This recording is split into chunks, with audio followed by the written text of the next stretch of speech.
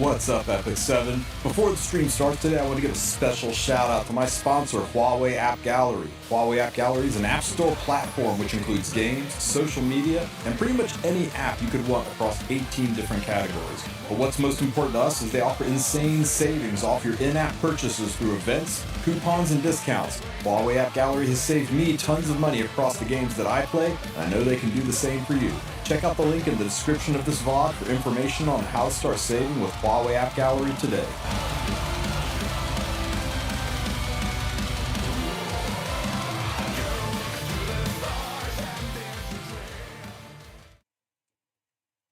Trust me, I was first. What's up, Fat Hotshot? Open Pandora's box, Sir Till Beardy, Rimmer, Apple Pie King, Divine Saint, Muggy Warboy, Mill. I'm so tired of reading names. You guys are awesome. I suck at reading. But hey, at least I can see your names now. I got some contacts that actually work. What's up, everybody? Where's my music? That's the wrong button. Happy Wednesday. Anything crazy happened today? Any news? No? Nothing? I guess we'll just go play Epic 7.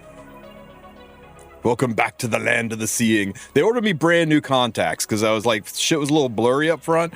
And I got the new contacts and I put them in. I was like, oh shit. Things are still fucking blurry. What the hell? And then, you know, I rubbed my eye like a dumbass and one of my contacts fell out, hit the floor, and immediately dropped into the netherworld because that's what happens. So I had to put one of my old contacts back in just to get by. That's why I noticed I could see better with my old contacts than my new ones. So I went down like, the fuck, you guys? So they ordered some better ones, and now I can read again. My pipes burst yesterday when I came. Oh no, shit. That happened to me.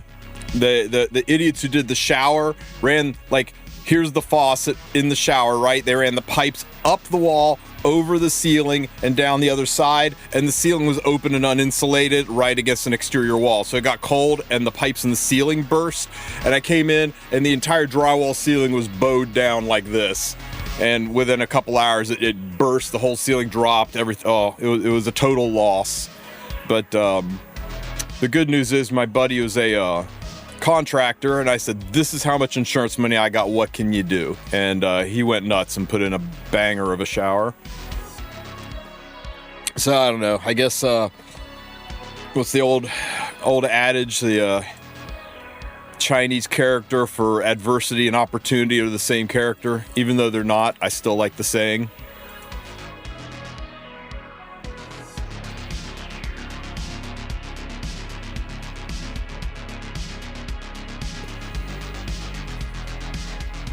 Luckily for you, it was outside at the end of the driveway. Ooh, was it your water main? Because that can be an expensive dig up.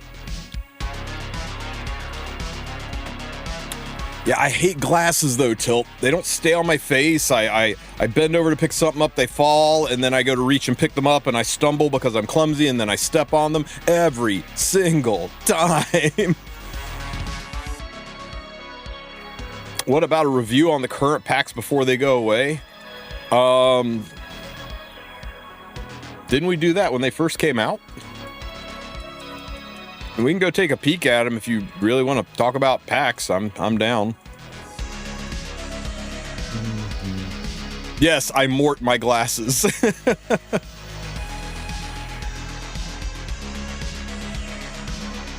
Yes, it's 24 hours, and you can spend 240 Sky Stones, basically 10 Sky Stones per hour left to eliminate the cooldown. So if you're in a dire strait for it, you can drop 240, or you can just wait until that same time tomorrow when you remove it. In fact, that is a good point. Let me go ahead and empty a spot for Salome. Thank you for reminding me. Who comes out of Grace of Growth? I think it is you. So you see, it says time left 23 hours, and if I skip, it'll cost 240 Sky Stones. 12 hours from now, there'll be 12 hours left. It'll cost 120 Sky Stones to skip the waiting time. which isn't really that bad in a pinch, but it's done that way to, I guess, to keep people from cycling out during guild wars and stuff, I guess. I don't know. You should just mole a fern already. I did, but that's new fern. That's new fern. You gotta, I mean, are you really even a free run fan if you don't have 2 ferns built? Shame.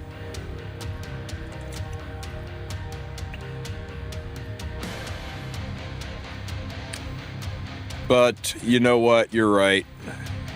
Second fern is built very poorly. But I'll go ahead and mola her. 2 free rins? Of course, everybody has 2 free rins. It'd be crazy talk to not have 2 free rins.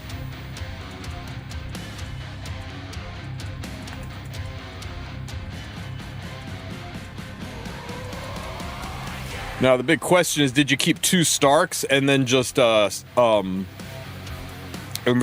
slates to +5 2 of them? Or +15 2 of them? No, because that would be stupid. Is there a new code? Why, yes there is. So, guys, it is here. Here is the link to the coupon code for all you guys. Go to that page, they'll take you here, and here are your codes. They're only good for 3 days, so if you're just now hearing about this, do it now, and you can at least get these 3, maybe this one, but make sure you get these codes. There'll be a link right down here that you can click on. It'll take you to the coupon code redemption page. If you select and it says you don't have any character or it doesn't load, try refreshing the page, clear the browser data, all that kind of good stuff. Enter the coupon code here, hit submit, and boom, it'll be on your channel. But if you cannot get this page to work at all, fire up your PC client, click on your name at the top. Sorry, the text is so small, I can't get it bigger. Okay, and just click on this first thing, this little coinage right here. There used to be a button that says coupon and they got rid of it, but you can click on this coin and that'll take you to your account page, and this is directly bound to your stove account, so it can't F up. At the very, very bottom over here on the left says coupon box. Click on that. And you want to select the game you're playing, Epic 7. You want to enter your coupon code here. And it's store the coupon in your box. You're not done yet. Now you have to come down here and click on the coupon. Because see, it says status not used. So you got to actually click on the coupon, use the coupon, and then it'll look at all of the characters you have registered on Stove, all the servers you're on. You can pick the one, click use it, and then it'll use it. Giant pain in the ass way to do it. The coupon redeem page is much cleaner and easier, but every once in a while run into somebody that just cannot get this page to work. You can use the Stove client to make that work. Can I link in chat? I did link in chat. It's all right here. Oh, you want the coupon page? The coupon, it's literally just, you could just search Epic 7 coupon, but sure, here's the coupon page, but on that page where the coupons are, right down here is a link to the coupon page. Pretty sure I did this one. Let me just make sure I didn't miss one. Oh, I didn't use that one. I used the one from the day before. Embarrassing. If you see this message, it means you have already redeemed it. No double dipping. No Abyss 120 video today.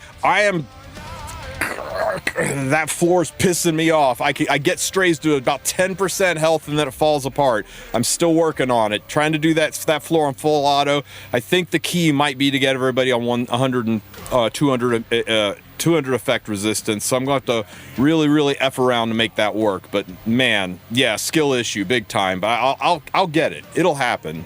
But yeah, sorry. Do I have a video about best PvE unit tier list? Not really, but we can work on that. maybe not today because we got a lot to go over today. But let me add that to my notes. Best PvE tier list, TIER list. Okay, I've added to my notes of things to do. But yeah, here's your tier list. Fene. Then the next row is Rowana. And then below that row is everybody fucking else.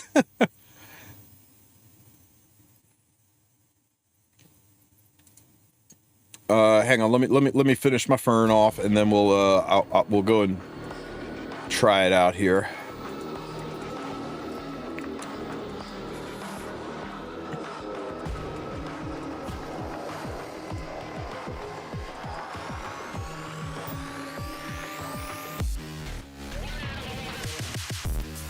There, you fern fans happy? She's plus 15. Yeah, filthy animals. Ooh.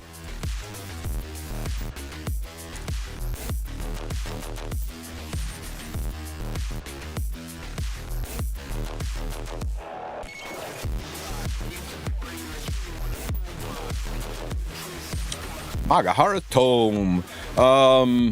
Man, those of you who are trying to decide between Salome and Lady of the Scales,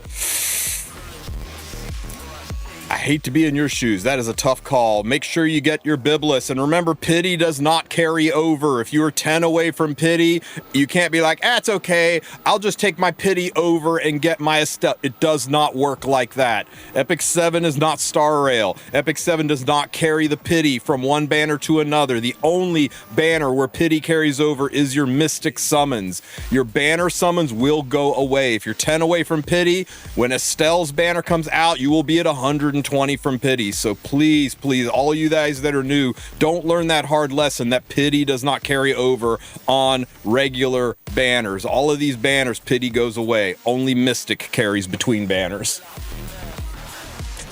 All right. So Lady was discounted. Choice was simple. Salome, at least the first few pulls will be discounted. Won't be giga discounted, but still a little bit of a discount.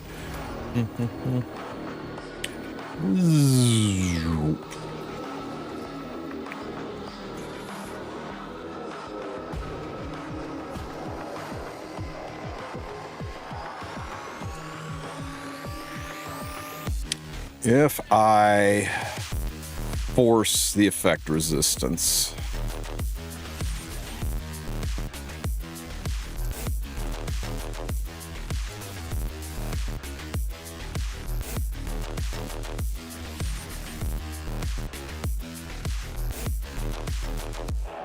will that be enough?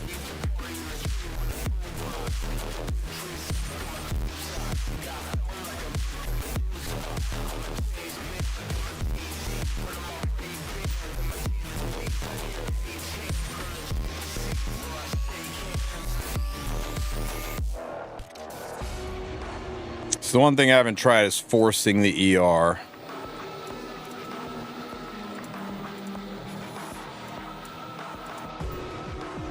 I just stole gear right off of her, didn't I?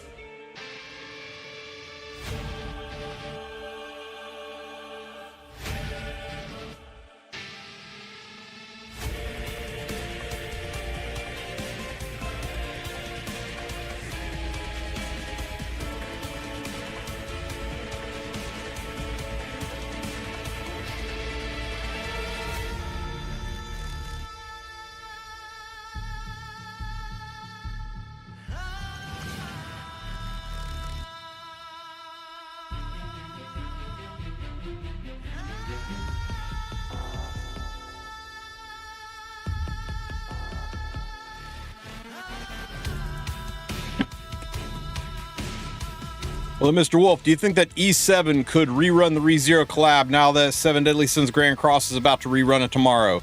Incredibly unlikely.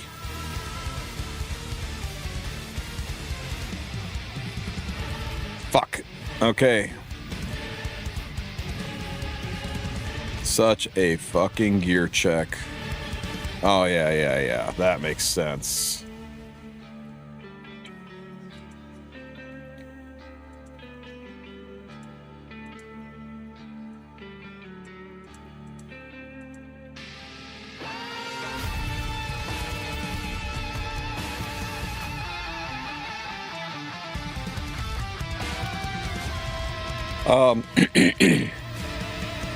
One, half of the player base has the ReZero units. Two, the other half of the player base doesn't care about the ReZero units because they are completely unusable in a modern meta, except for nostalgia sake and collector's base.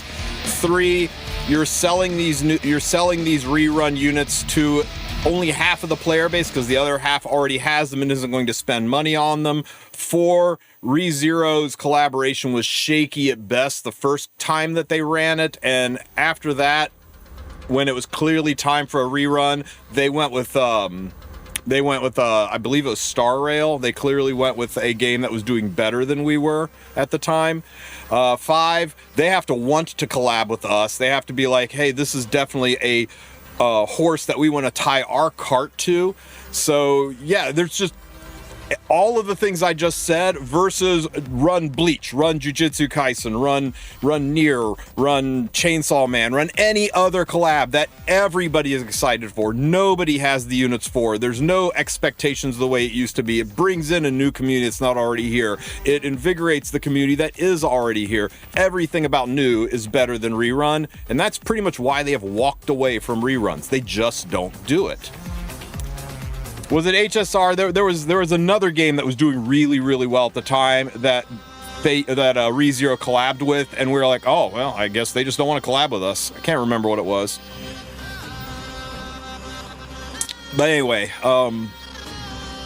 the chance of seeing a collaboration reran in this game is very, very close to zero. They did not say it will never happen, but they did say that the community just needs to get used to collaborations being the true limiteds of Epic 7. And that's just the way it is. It just makes good financial sense. Leave Milam alone, you monster. My mic is buzzing? Is my mic buzzing, guys?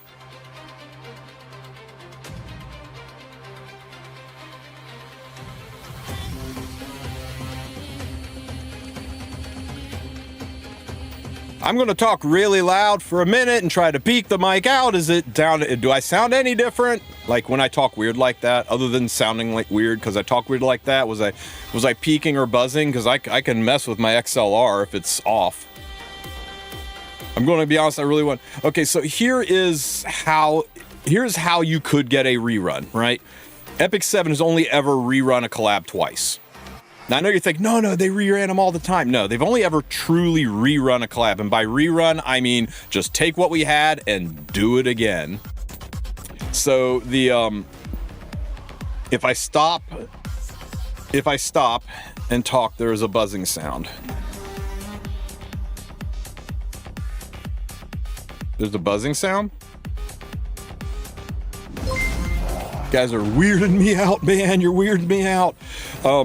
They reran ReZero and they reran Guilty Gears once. As in just rebooted the same old.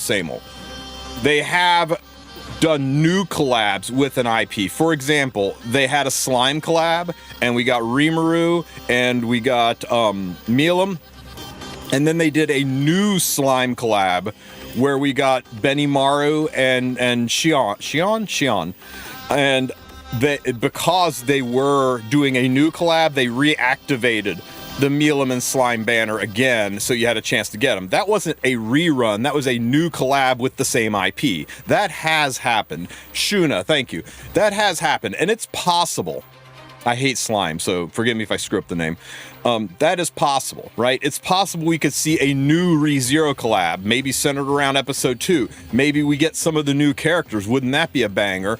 And then they could reactivate Rem and Amelia and maybe give them exclusive and do them again. That could happen. It's unlikely, but it could happen. I hear it. It's a really high-pitched, faint sound.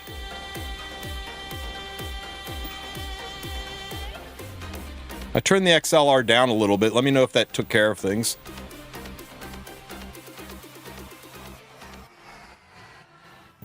Yeah, you know what? Hang on. Put in the XLR back up, and I'm just going to switch songs. Maybe it's in the Iron Tomb. Yeah, that's what I was saying, Natsu, is they will do a new collaboration with the same IP, and then they might reactivate the old banner. It's not truly a rerun because there's something new. That always is possible. They could do another Overlord collab, maybe get us Cocytus, and then they can reactivate the banner. This is where I run into trouble. He's going to turn into Fastest here any second now, and that's where his thing all starts to fall apart. So far, so good, though. The ER, maybe the ER does this. We'll do that tonight, Alex, on the podcast.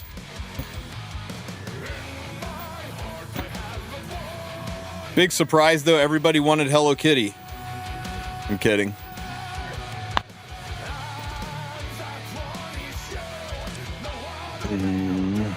Ow. Fuck me. This is where it all just starts to fall apart, is the anti-crit buff. I don't really have a strip. I was hoping I could rely on Charles to strip those buffs.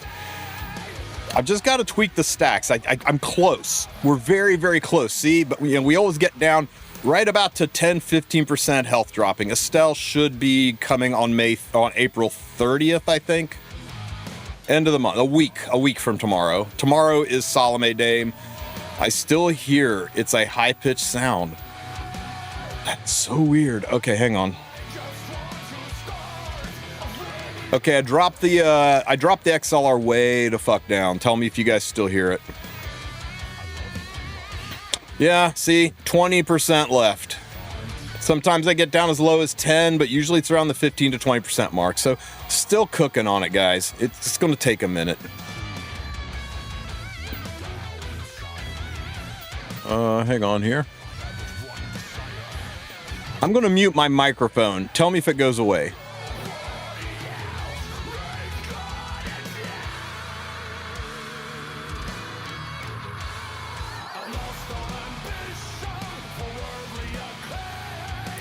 Okay, so the microphone, huh? Let me reset the microphone.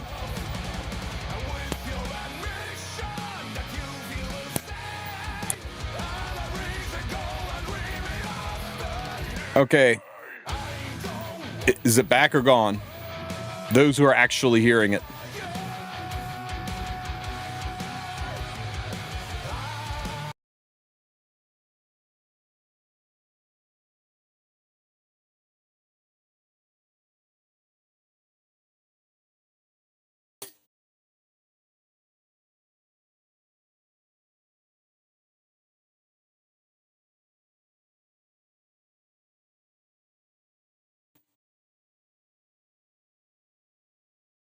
I don't know if you guys are fucking with me or not, but whatever it is, I can't figure it out. Maybe I'll restart the computer before we go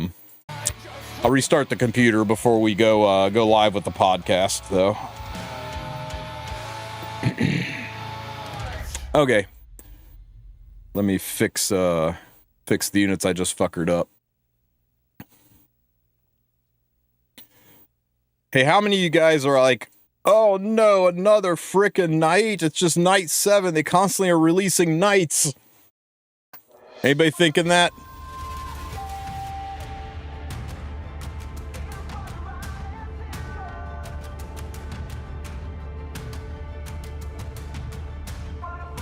Because the funny thing is, anybody know when the last RGB night was? Anyone? Last RGB night? It was freaking Albedo from the Overlord collab a year ago. Before that, it was Brieg in 2023. Yeah. Yeah, if you don't count Albedo being a collab unit, if you don't count that, it's been almost 3 years since we've had an RGB night. Hey, want to see something sexy before we go jump into the news? Tell me if you want a video about this, because this is not free-to-play friendly. This is like peak whale tier, god tier kind of gearing in a lot of these cases. But who am I friendship farming today? Tori. No, you're already friendship 10. Hide friendship 10.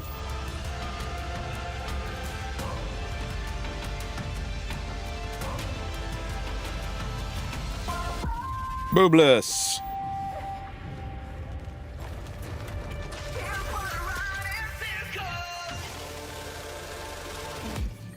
Team number 1.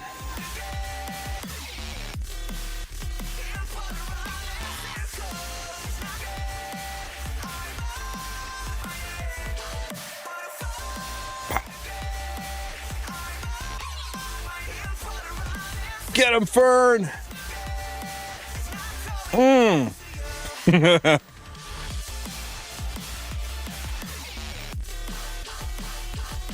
How about Gollum? How about we friendship farm Biblis here too?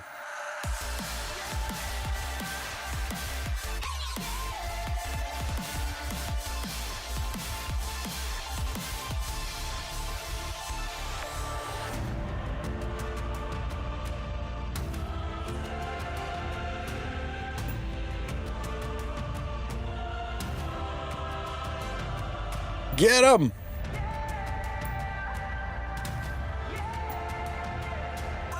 Ooh, otherworldly gear. You know what? Potential. How about Banshee? You know what, for Banshee, let's friendship farm Biblis, and let's friendship farm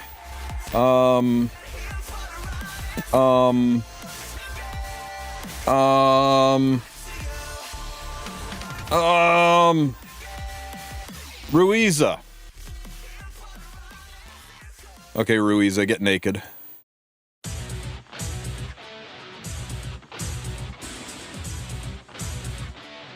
Nope, we're gonna do it right after this. Whoosh.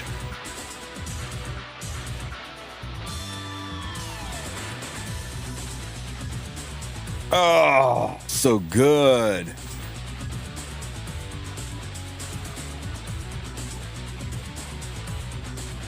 Okay, let's do Asmanic, and we will continue to friendship farm Biblis as if she's a real unit.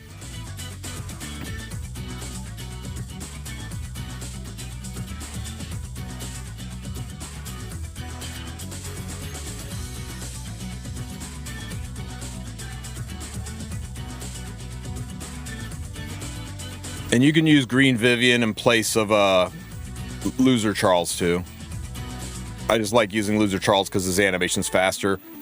How you guys like friendship farming every single hunt in the game with a guaranteed 0 RNG, 100% full clear one-shot team? Unfortunately, Katie's, I don't have a friendship farm method on Katie's yet. But at least we do have a 100% guaranteed no RNG one shot. Here you need to use Charles because see how everybody's behind Katie's? Loser Charles doesn't just give an attack buff, he pushes everybody up ahead of Katie's. Now, could probably do this with a Sinful Angelic, a really slow one and speed tuning it properly, but this is just so much easier.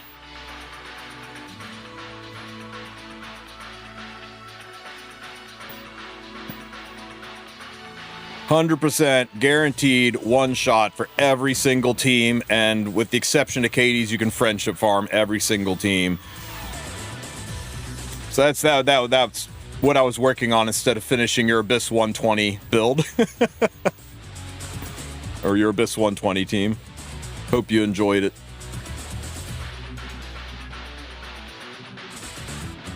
Okay, girls, put your clothes back on. This is a 13+ game. Family stream, family stream.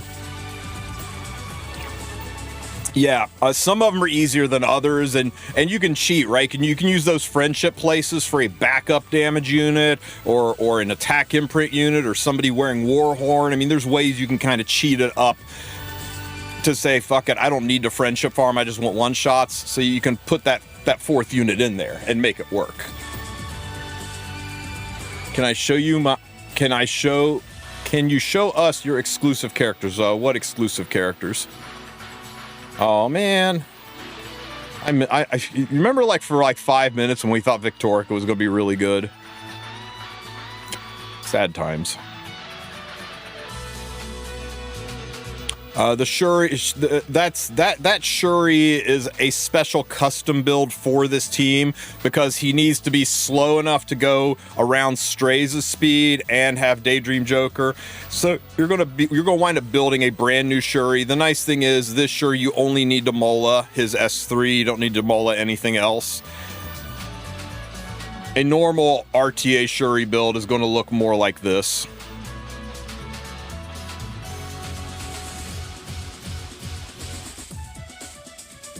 Is Rupture based on the caster's max health or the target's? I want to say it's based on the targets, but let me look.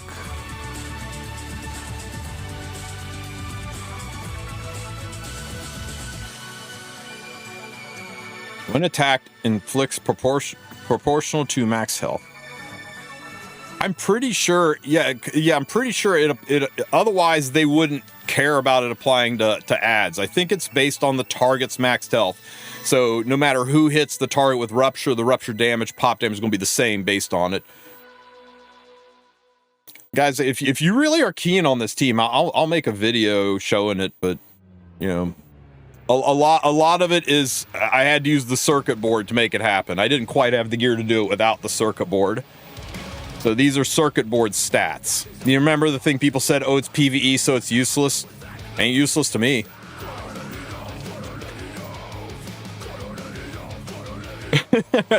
Welcome back, Daedalus. It's kind of crazy. What's my favorite off-unit meta, or off-meta unit in RTA? Probably Dark Corvus. I like watching him just run people over. It surprises them. Lionheart's pretty fucking far from off meta. What do I think about the circuit board stats? Which branch is most flexible, most generic? Dude, all I did is just chase around and get all of the attack, crit damage, stuff to make my units hit harder. I didn't go for any specific tree. I was like, you know what, I'm gonna use this to one-shot shit, so let's start working over all these attack and crit damage boosts, and then I can kind of underbuild my units. Eventually, I think this one is going to be absolute fucking peak for PvE. I think all the other ones kind of suck. Review on new hero? We'll get there. We've only been live 34 minutes, calm down. Okay. Well, it is Wednesday, so never fails. Un momento, por favor.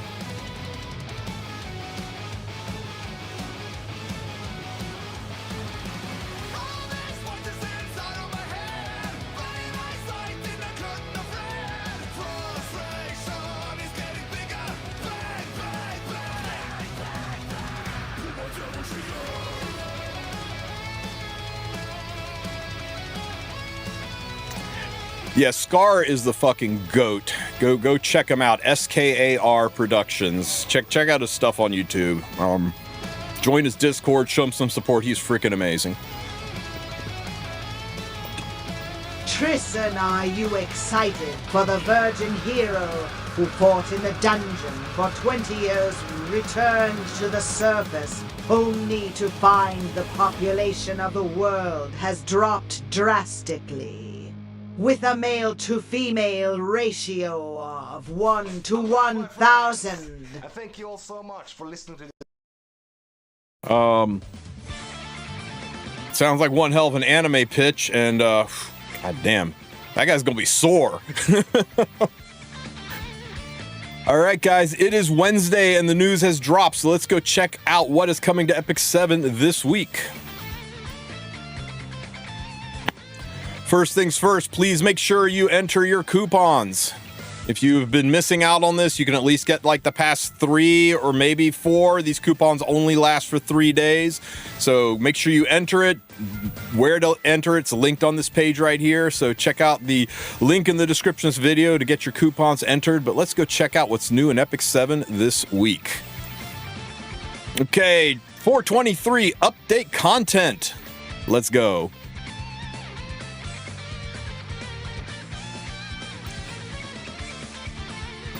We would like to provide details regarding the April 4th week update. God damn it, Smilegate. Hire a proofreader. What do the coupons give? They give us slate and 5 leaves.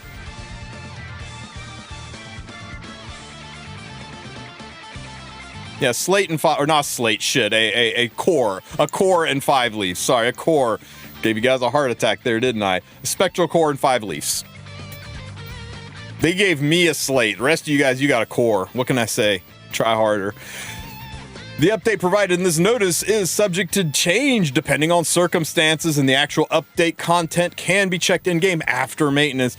So, yeah, things might change. So we have got our Ja Granbear. All right. Oh, my God.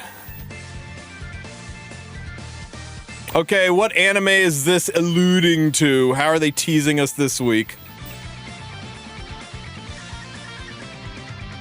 All right, let's check out our 1-minute summary and see what's heading our way, guys. Props, 1-minute summary, 1 minute and 8 seconds. They almost nailed it this time. Time of salvation has come. Oh, she's here, guys. She's here. Salome banner will go live right after maintenance. Your pity does carry. Or else. Was I too harsh? Oh, hell yeah, Estelle is here. Armpit lovers rejoice. Okay, new episode 6, so we finally are going to get to see episode 6. Mana control enhancements here. This kind of scares the shit out of me, I'm not gonna lie, but excited for it. Guild War fatigue improvements. The reporting aspect. Friendship expansion, we can go all the way to friendship 15 now. Seasonal battle content, so this is Hall of Trials is back, expeditions are back, and that's the new thing, right? The like the Orbis Gladiatorium thing. What's it called? Strategic Archive, right? Yeah, Strategic Archive. Probably because Salome's here. Let's test out Salome.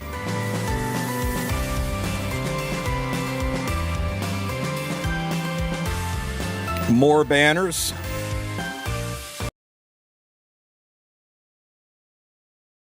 Guess somebody missing here? Where's our 4-star? Who's the 4-star that's on banner? Did they just forget it? Did they remove the 4-star and maybe there's an increased chance to pull Salome now because the 4-star odds have been given to Salome and we all have a better chance to... Man, I said that shit with a straight face. Oh my God. But really, I guess the 4-star on banner with there's a mystery unit.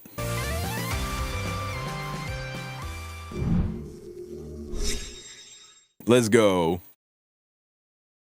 Surely it's in game, right? Let's go take a peep. Surely it's in game.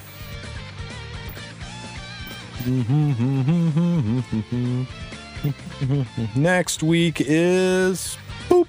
Wandering Prince Sid will be on banner with known unknown hero Salome. So yeah, Wandering Prince Sid. And hey, look at that. Rowana is going to be the 4-star available. When the banner goes live, we'll see what will be in the following week, so you can decide which one you want to pull on, because freaking these beads are absolutely terrible. All right. Episode 6, Part 1, Dirge of the End. We're finally going to get into the story. They promised us that this was going to be dark, and after the little side jaunt into Epic 5 with Dien and Aki, and man, if after producing Living Dead Girl's story, they're going to say that this one's going to be dark, I'm here for it. I can't wait to see where we go with this one. Rumors of the Miracle Lungrave Chapel have begun to spread. Within a remote village in northern Britannia, a new conspiracy orchestrated by Charon is unfolding. After hearing these rumors in Nazara, Ross and his group set forth for Lungrave, the hometown of Estelle. So, this is the new chapter, right? This isn't a little side jaunt like episode 6 or episode 5, I guess, the prequel and the prequel. This isn't a little side thing. This is a main chapter of the game. So this is not going to last for 3 weeks. This is going to last months, likely throughout the year. They'll be adding on to this story and expanding into it. So get excited about that. They're doing a new grid style.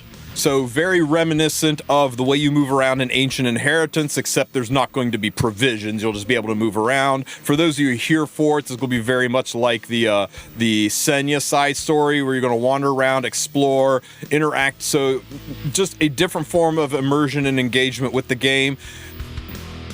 I think they've refined this to the point where it actually is going to work out well for us. They've every time they've done this, they've made improvements on it, listened to community feedback, so I'm kind of here for it.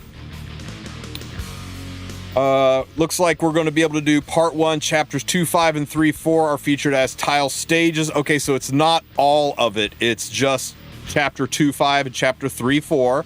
You must clear the main mission groups to proceed to the next stage. Chapters 1 through 4 have been added. So we're only going to get 4 chapters this time around, and of course they'll add more chapters later in the season.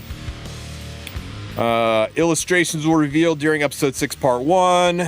New monsters will be added, you can find in the monster journal. 7 new background musics will be added to the music player. I bet even 1 or 2 of them won't be DMCA'd, so we can actually play them on stream. Guess we'll find out. Woo!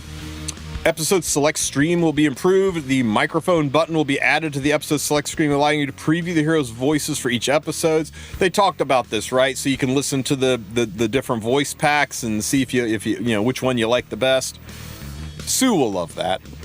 If you attempt a different chapter after clearing a stage, your location will be saved in that specific chapter. Lovely. Okay, guys, that's it for episode 6. The thing everybody's been waiting for, anticipating a good time or a bad time. Is she going to break the meta, be a part of the meta? Is she going to be really good or really bad? Salome is going to arrive right after maintenance. As soon as downtime is over, her banner will go live. Whatever your pity on the current Mystic banner is will carry over into the Salome banner. Mystic banner is the only banner that pity carries over. Be aware of that. No other pity carries over, only Mystics.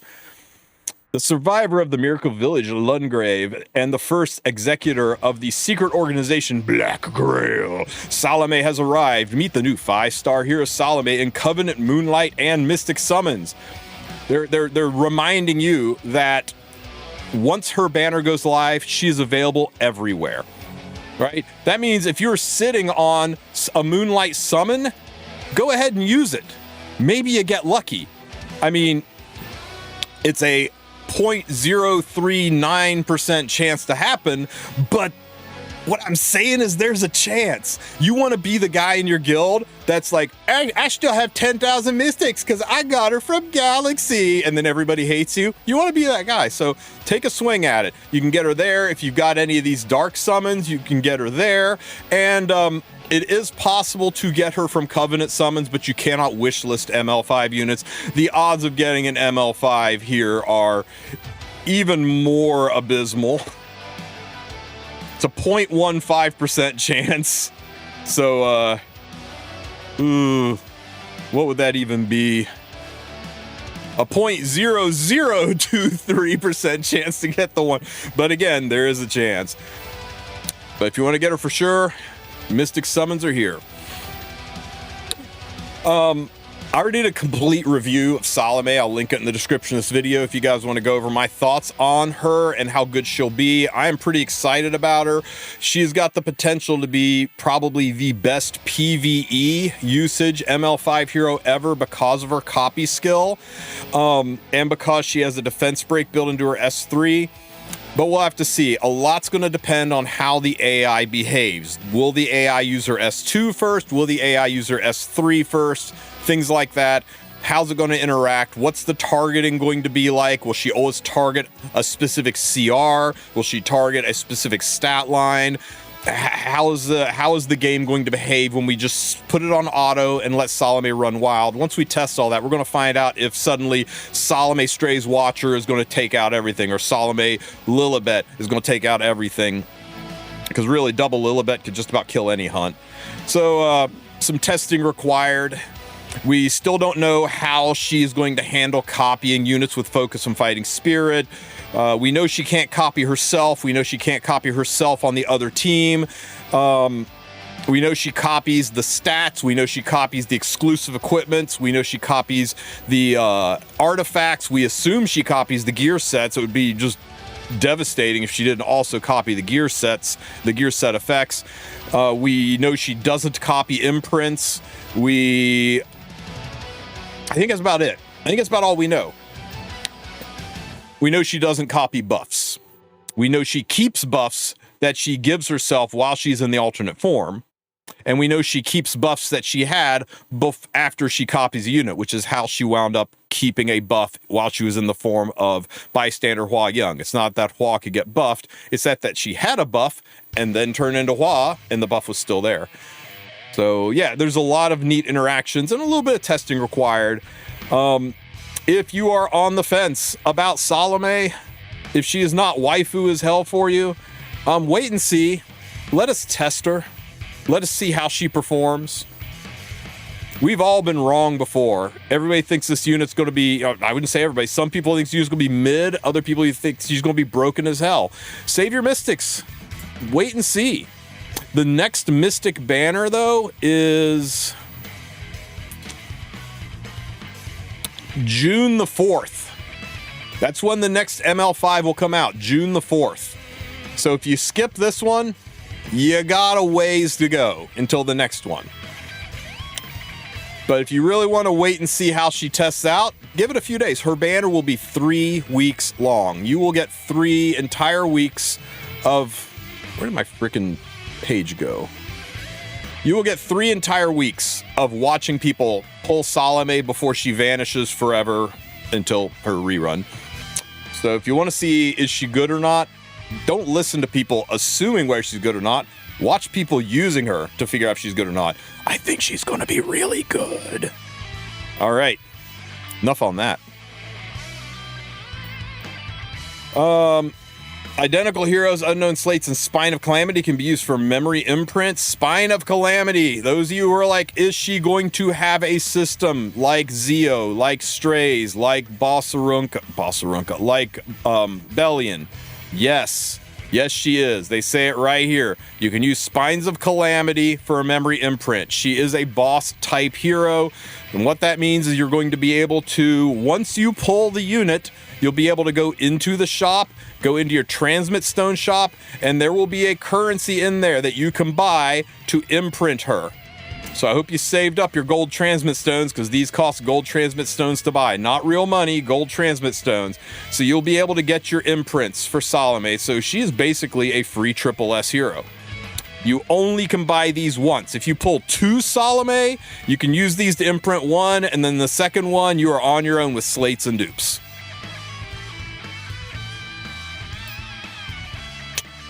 Purchase condition 5 per account. Yeah, see, 5 per account. So you can only max imprint 1 Salome. If you get a second Salome, slates and dupes. It says right here on how to do it. They are 10 each, so you will need 50 gold transmit stones to buy them all. Try Salome preview button as always. Get some leafs. Try her out. Oh God. Okay, guys. The Astrium pass is back. Maybe they made it better this time. Maybe it's not so bad. Maybe this is actually going to be good for the game. Right?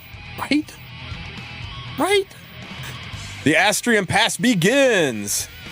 Earn Astrium. They really do need to put an extra S in there, don't they? The entry material for the Astral Forge, for those who are unaware, in the Steel Workshop at the very bottom is your Astral Forge, and you can use your Astral Forge to craft a piece of gear with Astrium, with 100 Astrium. And you can select the piece of gear, you can select the substats, you can roll it.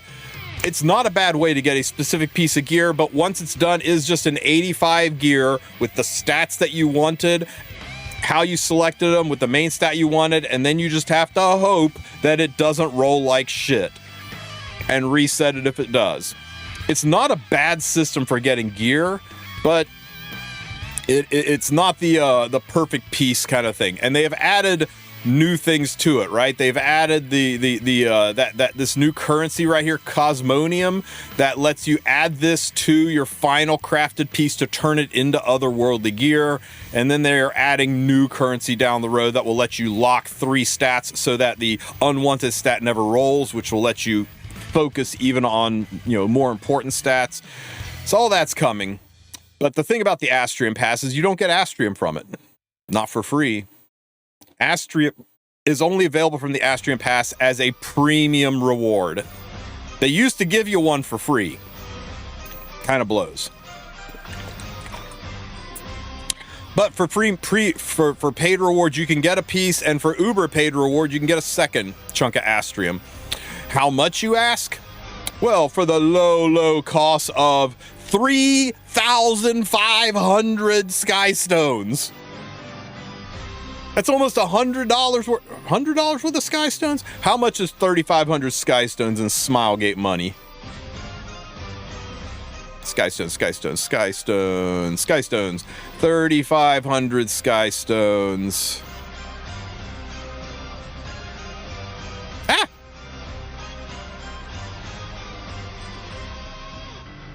$3,800. It's almost $100 worth of Sky Stones in Smilegate money. For 1 piece of Astral, for 2. This gets you both, right? It's 1,900, and then 3,500 gets you both. If you buy this one's price reduces to make it total 3,500 Sky Stones. I can think of few things you can do that are more harmful to your account than buying the premium or special upgrade, especially the special upgrade. Just farm gear. 3,500 Sky Stones, you would be better off just farming gear than doing this. Only real whales and content creators who have, an allowance of Sky Stones buy this shit. This is not a good investment. Like Hoochie, Hoochie, right? Hoochie looks at this and goes, holy shit, that's a scam. That's coming from Hoochie. So yeah, this needs to be reduced, or they need to put skin tickets back into it. So much of this could be addressed by putting skin tickets in here. Put 30 skin tickets in each one, so that if people buy both, they can go and get a skin from the skin shop. People really miss the epic passes having skins in them. And I get that making new skins is a pain in the ass for Smilegate, but let people buy some skin tickets. Better yet, put 60 in both. Put 60 in both so people can buy one and get a skin of their choice, or they can buy both and go and get one of the past RTA skins that they don't have access to anymore. Suddenly, these would sell. At Smilegate, if you're watching, please put skin tickets in these. It'll alleviate a lot of the problems, because as it stands, I will not stop dissing this pack and recommending against people buying it, because I think of all the things you could do with $100 worth of Sky Stones in this game, and ain't none of it getting 2 pieces of Astrum, getting 2 gear. 2 pieces of gear that might roll good. Are you kidding me? And some charms and some boxes to reset it when it doesn't roll good and I get to try to roll it bad again? Oh my God. Oh my God. Ain't no way. You do also get a handful of charms, a whole bunch of lesser charms. Yes, not even greater charm. You know what? You get 1 greater charm at the very end. But the paid packs, man, the paid packs, they do have some greater charms in there. Yuck. And the tailored chests, it's not it. This pass isn't it, Smilegate. Put some skin tickets in there. Seasonal battle content update. So we are rotating out of our current rotation. If you have not finished your auto tower or trial of the constellations or advent, get it done. All 3 of these are going away after maintenance. They'll be shelved for a few weeks and then we'll come back. So make sure you've bought out your advent shop. Make sure you've completed your trial of constellations for this rotation. Make sure you've finished your auto tower and gotten the gold transmit stones that are at the end of this. It's a whole freaking free imprint for your Salome if you finish your auto tower. So get that done because they will be replaced by Strategic Archive, Expedition, and Hall of Trials. I know you guys are so excited Hall of Trials is back, right? All that will happen and this rotation will be up until May 14th when they will cycle in and out again. I didn't think I would like the rotation, but I kind of do. I don't like it when they put Expedition and Hall of Trials together because this is one and done content and this is one and done, this is quick battle sweeps content. And then there's nothing to do for the next several weeks. I really wish they put repeatable, grindable content in here, but it is what it is. Brawl mode, Smilegate, put brawl mode in there. Shadow Broker will see, is there anything new you can complete? Quest Shadow Broker, any XP or tokens ranks, change content. Okay, nothing changed there. You can purchase items using coins, same. Any owned Shadow coins will be removed when the season content changed. So make sure you've spent all of your Shadow Company coins because when the new rotation comes in, those will reset as well. Okay, Senya and Spear of New Dawn drop rate up. Guys, meet Senya, an Earth Elemental Knight I'm not even going to read it. She's just terrible. It's terrible. There is only one use for this unit right now, and that is she is the GOAT in Rift. And if you pull this unit just to do Rift, I think you are crazy. Now, if you pull this unit because she's waifu and you love her, then you do you. I always let the little head make the decisions for me. But, yeah. She's not good, and her artifact is likewise not good. So, hard skip. Mystic lineup rotation. Salome and Wandering Prince Sid. Okay, guys. Powder of Knowledge shop list rotation. So, our new Powder of Knowledge shop is going to be Spirit's Breath, which is one of the least useful artifacts in the game right now. Surface to Air Missile Misha. Decent little ranger artifact, but nothing to be super excited about. Border Coin really doesn't have any use in the game outside of maybe making your Fire Surmi a little bit better in expeditions and isn't really necessary. Elbrus Ritual Sword. There we go. There we go. Those of you who are working on your Elbrus Knights, maybe want to drop 180 powder on your Elbrus Sword. It's not a bad purchase for powder. I do think you should save your powder for limited artifacts and for collaboration artifacts. So always keep a reserve of powder on hand for that. But if you are sitting on a pile of powder and need your Elbrus Ritual Swords, well, here you go. And nothing important down here. I mean, really down here, the only thing that's important is Tagahel's Ancient Book and maybe Arius. But that's a whole other story. Other improvements and adjustments. This is where they hide things like removing the weekly logins. So let's see what is in here. A limited special insignia reward will be added for the inaugural winner of the Guild War tournament. Okay. Yay. Handrail decorations can now be changed. So cool. We can change our handrails. Upon the conclusion of Guild Wars season, exclusive currency will be obtained based on the tier. These products can be purchased with in-game currency added to the member shop. Certain existing items in the shop will be improved. A new feature will be added to the battle log and allow you to copy another member's attack team and apply it directly to your team formation. Please note that the Guild War team copy feature is scheduled for a future update to ensure its stability and completeness. We appreciate your understanding. So yeah, a new feature that will let you copy another member's attack team will be added, but you can't use it. You can't use it yet. Do the blue mystics expire? The blue mystic medals expire in June. Use them before June. Okay? It literally says it right on the screen. If you go and check your summon screen, you press and hold on them, you got 42 days left to use these bad boys. So yes, they do expire in about a month and a half. You're good. I think June... Do the math, but it's in June.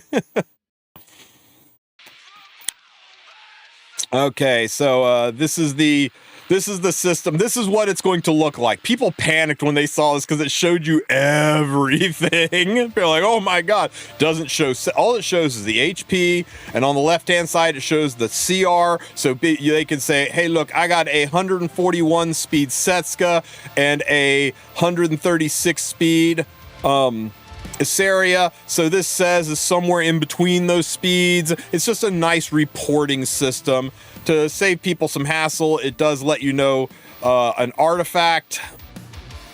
It's funny, it's not showing me these artifacts, it's just showing me Ross's artifact. Anyway, it's nice. Okay, here we go. It's nice for scouting, right? It'll be nice for scouting for people to be able to, yeah, they're ungeared, I guess, right? It's nice for scouting. It's not really going to change much. It just, everyone's like, hey, what artifact was so-and-so on? How fast was this, or, you know, how fast was this, you know, were you fast, or what was your speed? And remembering all that, getting screenshots, writing it down is cumbersome for guilds that give an F about that level of Guild War play.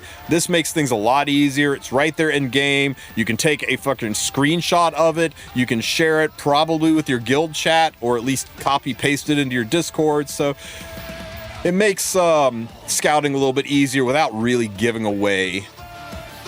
Oh, you think it's artifacts that proc during battle? Ah. So if these guys died, their artifacts never procced, you never find out. Interesting. I notice it's not showing what exclusive equipment they're on either, and it's not showing what sets they're on, so there is still a little bit of room for some scouting and intuitive scouting. A battle info share button will be added to the results screen right here, and now you can immediately share an ally enemy hero information to external apps and view the results, yada yada yada. Very nice. Okay guys, maximum friendship is being increased from 10 to 15. At level 10, new units, not old units, new units get a special animation frame. Luna always had one. And you can set this as your lobby art, so all new units. Now, what about old units? There are like 300 older units. Not quite that many at 5-star, but they just can't go in and do it, and they don't plan to. So they are going to, for those units, it's just some additional mola. But when you get down to Friendship 15, you unlock the friendship, the image back, the image lobby image piece, and there's some additional stuff. So get ready to friendship farm the hell out of the rest of your team, because suddenly all of you who are like, I'm done, everybody's at Friendship 10, you got some work to do now. More leafs, more catalysts. It's nice, right? It's nice, especially if they give us more ways to get gifts. Growth currency will be awarded upon reaching levels 11 through 14, growth currency, catalyst, leaves, etc. Upon reaching Friendship 15, you'll unlock an exclusive illustration only for new heroes. Existing heroes will grant skill points. Molagora. A new friendship item, tribute. Oh. See, this is why we read the other notes, which provides significantly higher XP compared to existing gifts, will be added. They are adding a new friendship artifact. Guys, they snuck it in there and nobody would have noticed we hadn't read that. A lot of people complain about the fact that there are these artifacts that give increased friendship when farming that you can't get anymore because they were given away as like special event artifacts and they aren't around anymore. And we've been asking for people to put, or asking for Smog to put these back in, and it looks like they're doing a new friendship item called Tribute, which provides significantly higher XP compared to existing gifts, so it'll obsolete the prior ones. Very nice. I hope it's easy to get. I hope it's not limited time. I hope they just put it in the freaking guild shop so people can buy it. Wait a minute. No. I'm reading this wrong. I was so excited. And then Smoggy shit all over my dreams. This isn't a new artifact. These are just new gift boxes. Oh, now I'm sad. Smilegate, for the love of God, put these in the guild shop. What's wrong with you? Put these in the guild shop. Let new players buy these. Because it is straight up shitty that new players don't have access to stuff that is specifically designed to help new players grow in this game. Put it in the guild shop. In the meantime, they're going to add stuff that gives you significantly more, instead of Gift of Tranquility, Gift of Luck, Gift of Success, they're going to have a new friendship item that will be added, a Tribute of. So instead, it'll be a Tribute of Tranquility, a Tribute of Luck, a Tribute of Success that will give you significantly more XP, and nobody cares because we still don't have these Guild War, the friendship artifacts. Fix your damn game, Smilegate. During new hero summon period, 3 weeks, a buff increasing friendship gain by 1.2 will be applied to that specific era. Okay, nice. So you will be really motivated to friendship farm at a 20% friendship gain rate while you're friendship farming. New hero shop category added. Available to purchase the friendship gift chest using friendship points. Yay. I'm still mad about the friendship artifact thing, can you tell? Obtaining rules will be revamped so the amount of friendship gained scales according to the amount of currency consumed. This is really nice. This is one of the reasons why Eulogy for a Saint was so good for friendship farming over everything else, because it costs 8 stamina and adventure costs like 20 stamina. And you only got 1 friendship point for farming each of them. So farm the Eulogy and you get almost 3 times the friendship per stamina of farming adventure at 20 stamina, but now they're going to scale it so that it's going to be concurrent with the amount of stamina you spend. That means friendship farming otherworldly hunts is suddenly significant, and I'm feeling a guide coming on. A friendship tab will be added to the journal, unlocking illustrations, so you can go and look at what the illustrations will look like ahead of time in the journal and say, oh, I really want to friendship farm Salome. Her lobby art's insane and I gotta have it. So that's kind of nice to be able to look ahead and see what it is. For all heroes who previously were granted the level 15 illustration, the distribution criteria will remain the same as before without changes. So units like Luna, you'll still get that at friendship 10. It's only going to be applied to new units where friendship 15 is the illustration piece. Whew. That was a roller coaster, and I'm still mad about the artifact, Smilegate. Fix it. Mana control enhancement. Okay, this is spooky. This is the currency that you get that will let you lock 3 stats, and when you upgrade, it can only hit those 3 stats. Couple things about it. When you do this, you have to go straight to plus 15. No easing your toe into the pool 1 step at a time. You got to go straight to plus 15 to do it, and hope that it rolls well. And I suspect if you reset the piece, you ain't getting the mana currency back again. So be damn sure that this is the piece you want to upgrade. I think you wait until you get an otherworldly piece of gear that has 5 speed on it, right? That's what we do. We wait for otherworldly gear with 5 speed on it, and then we lock it in and go.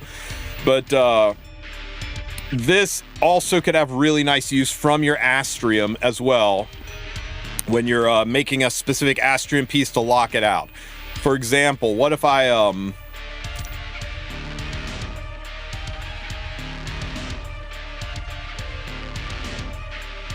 now this worked out because of the unit it's on, but imagine what could have been here. Imagine what could have been if I could have locked out that flat health and had all the stats concentrate into those top 3, right? Could have been freaking insane.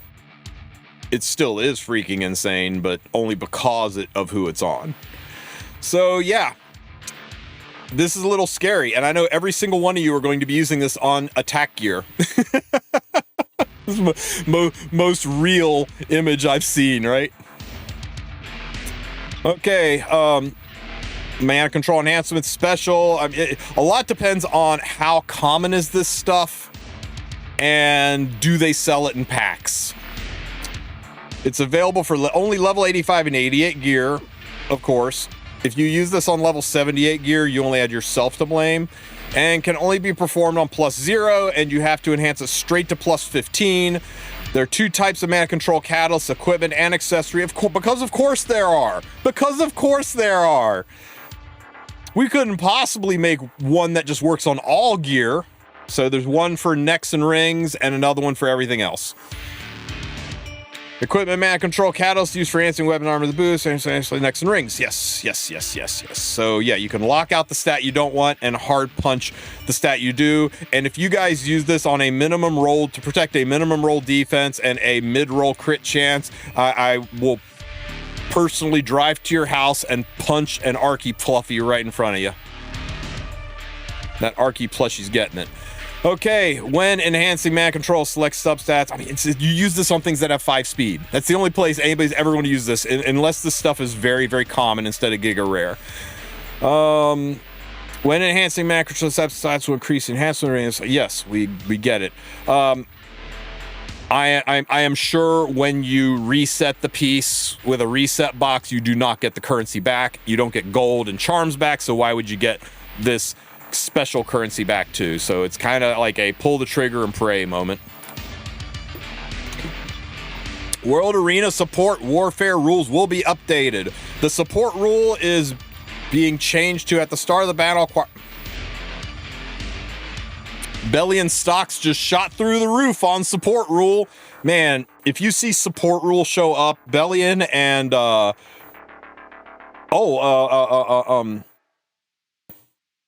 Arya, disciplinary prefect Arya.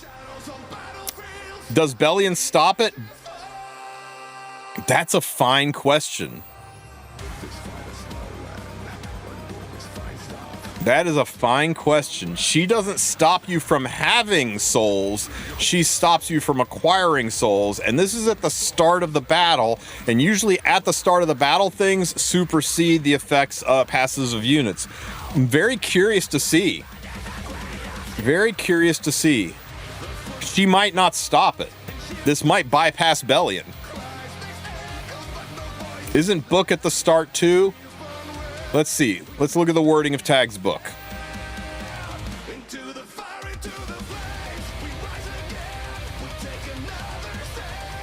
Acquire 20 souls at the start of the first battle. Based on this wording here, I would think that Bellion would stop this then. I guess we'll see. Spaghetti coding and stuff, right? But usually the wordings are pretty consistent, and this would mean Bellion would stop it. The support increased amount of fighting spirit required by 50% rule was initially implemented to allow fighting spirit heroes to accumulate more quickly. Experienced aim, however, based on observation, we realized that nobody gives a rat's ass about fighting spirit heroes, and therefore the support rule will be changed to allow more diverse scenarios and experiences, like Bellion being picked all the fucking time. Okay, so there you go. A memo viewer for the script feature will be added. An issue where the icon background intermittently failed to display the tooltips fixed. Reward for a 151 to 180 tier and glow trajectory will be added. Okay, guys, we knew this was happening.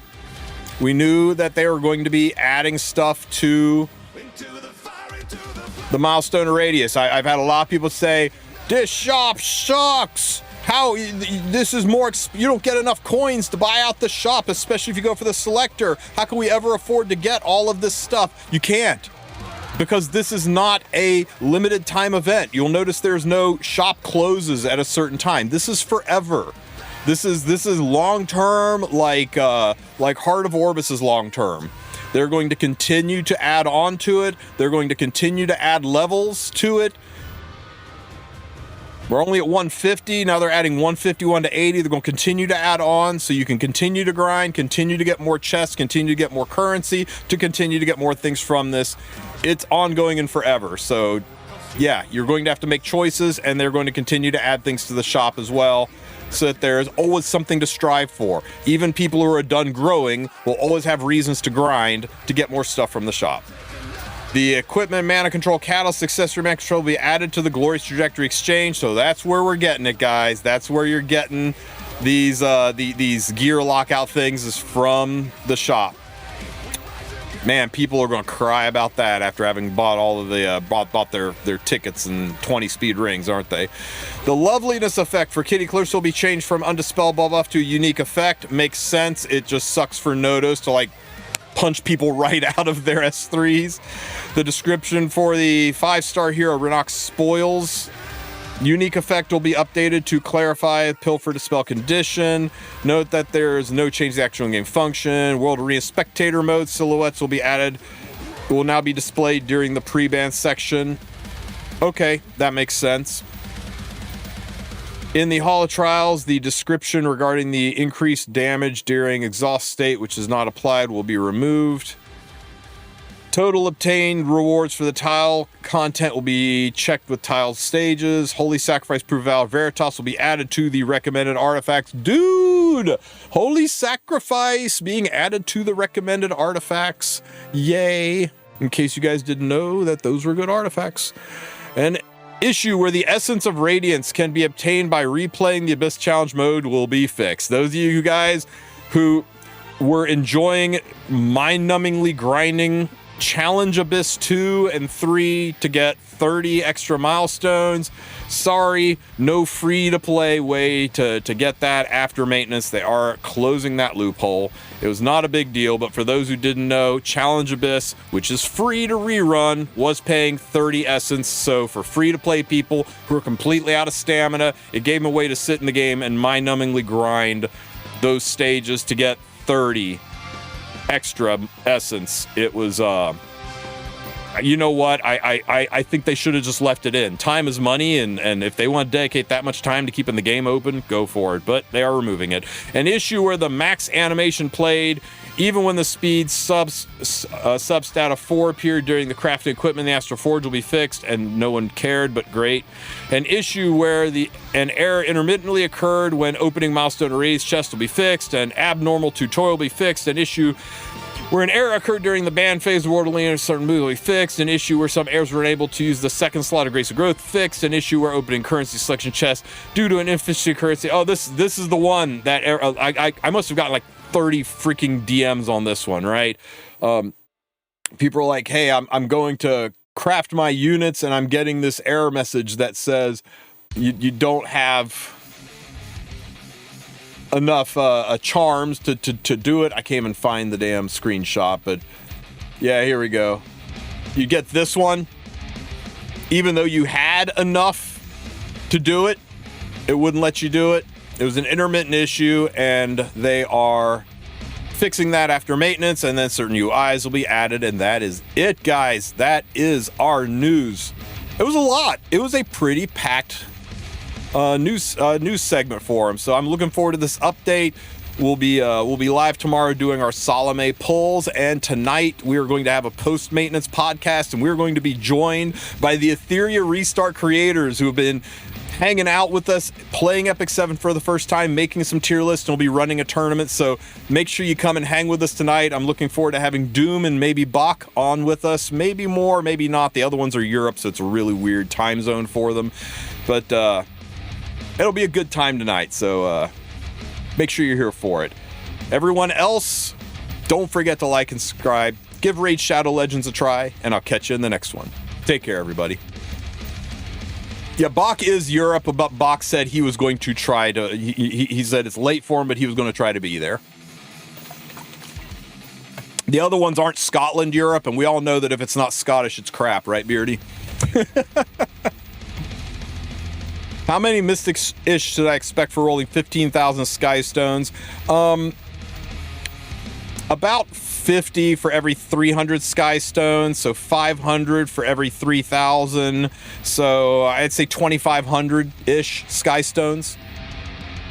Hey, I didn't say it. Scotland said it. Your beef's with Scotland, Sir Tilt. All right, guys. In addition to the news, we have got Estelle has been previewed. You guys want to check out Estelle? I plan to make her a completely separate video, so we're going to split her up here.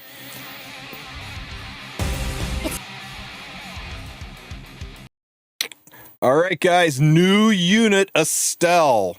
Armpit enjoyers, rejoice. It's my turn, right?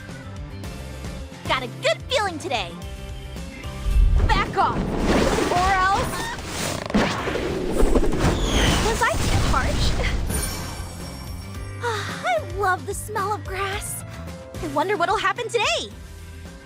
Man, that country giant just knocked the hat right off the Monopoly, man.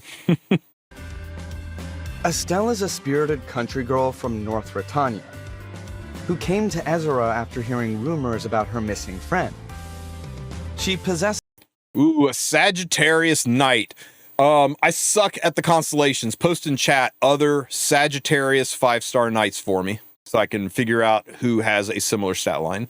This is a tall stature and incredible strength to match, handling any task the facial with ease, expressions are though she badass. is completely unaware of it herself. The carriage wheel on her back was given to her as a reward for saving a noble from a bandit attack. In fact, you know what? We can just do this real quick. We can just do this. We go over to Cecilia bot and we bring up the heroes, and I look for 5-star knights who are Sagittarius. It looks like Albedo, Yulha, Tywin, Dragon Bride Senya, and Fallen Cecilia. They all share a same stat line. So, yeah, Giga freaking tanky is the order of the day. she has a tender heart and easily grows attached to the people and animals around her. Although she still hasn't heard any news of the hometown friend who sparked her journey, she remains in Ezra, cheerfully continuing her search to this day. Estelle is a 5-star Earth Elemental Knight. She has again, high health, incredibly tanky. Albedo, Fallen Cecilia, Ambitious Tywin, Yulha. Very, very hard to kill. Skill 2, Protective Nature. Okay, I have not looked at any of this, so let's see how this is and muddle our way through it. At the start of the first battle, gains 50 fighting spirit. So she's a fighting spirit hero. Grants 30% damage sharing. 35, 36, 37, 38, 40. 40% damage sharing from the damage received by the ally. Grants from the damage received by the ally.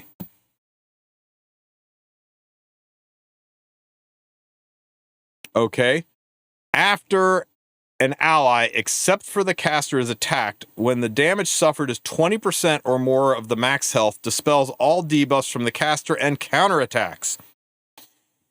Cannot be triggered by extra attack or counterattack.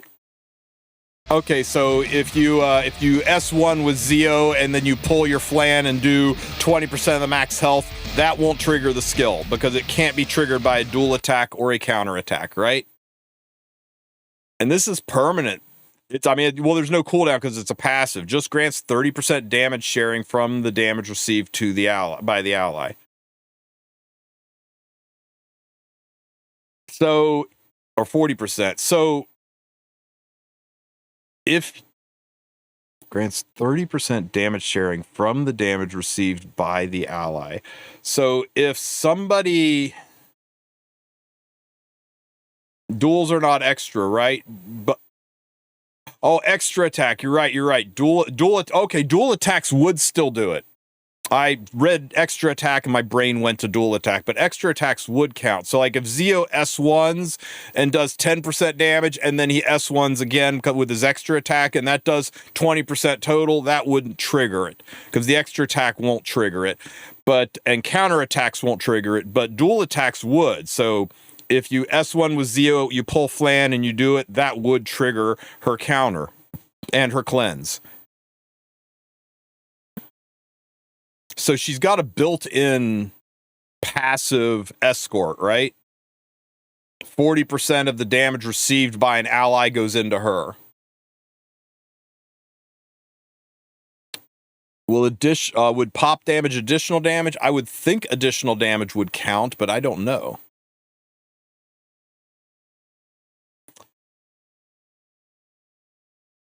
No, you can't do Arius and this. But you could just run this. And you could put her on Elbrus to give even more.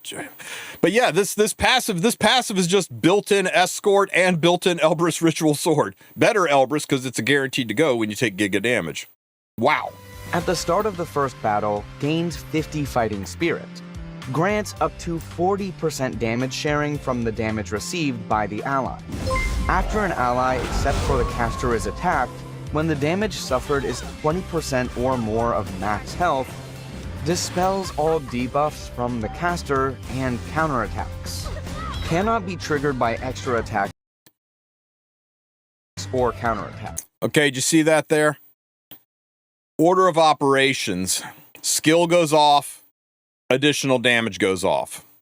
So her Renok's hit did enough damage to trigger the skill, but the pop damage happens after the passive check happens. So the passive checks before the pop damage, therefore the additional damage. The pop damage can't trigger the skill is the way I would see it. So I would say no, additional damage will not trigger it just because the game has an order of operations. Skills, additional damage, artifacts.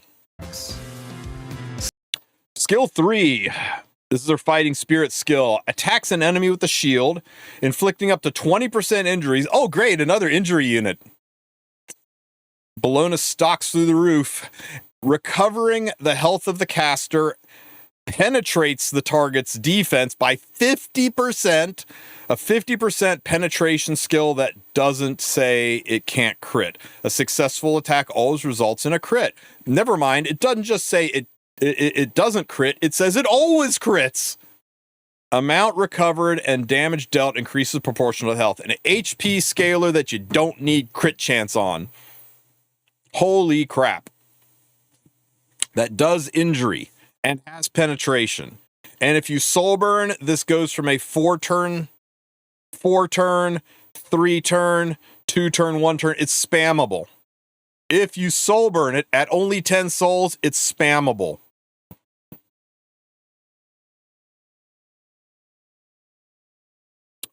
So,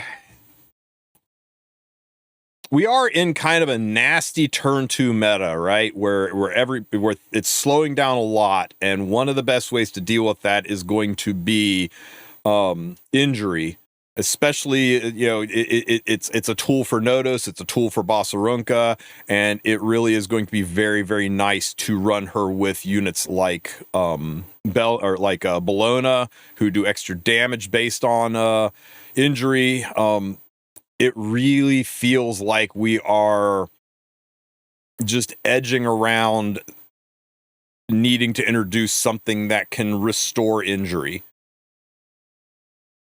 Raid even has a set where it heals injury. Doesn't heal you, it just heals injury. So, if you're at 10% health left, but you're 50% injury, it'll heal the injury, but you're still at 10% health, which I think is a neat way to approach it. I guess we'll see. We'll see if we're ever going to see something that kind of undoes injury. Rose technically undoes injury, but first of all, Rose is resetting the entire game. She's time traveling, and also Rose is incredibly hard to use. By the time you're using that skill, injuries effed you over. But anyway, wow, she's going to hit like a freaking truck. We got to see what her mods are. Can we get an idea of what the mods are like in the fight? But I mean, how can 50% penetration that always crits on an HP scaler be anything other than nuclear? Defense by 50%. A successful attack always results in a critical hit.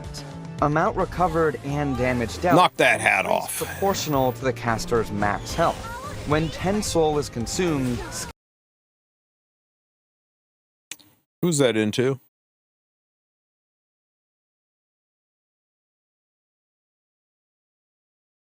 Okay, it was into a Lady of the Scales. They aren't always very tanky, but they aren't glass either.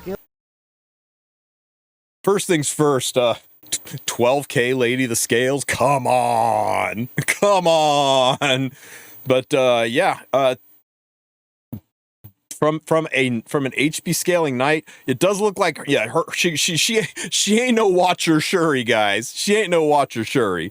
Does anybody out there only have 12k health on their Lady of the Scales? Cooldown is decreased by 2 turns. She burned into that at the end too, by the way. Okay, her S1 skill attacks the enemy, inflicting up to 10% injuries. So a little bit of injuries, but you know, she's counterattacking a lot. Remember, she's countering anytime somebody does a chunk of damage, so you're going to be able to do more injuries.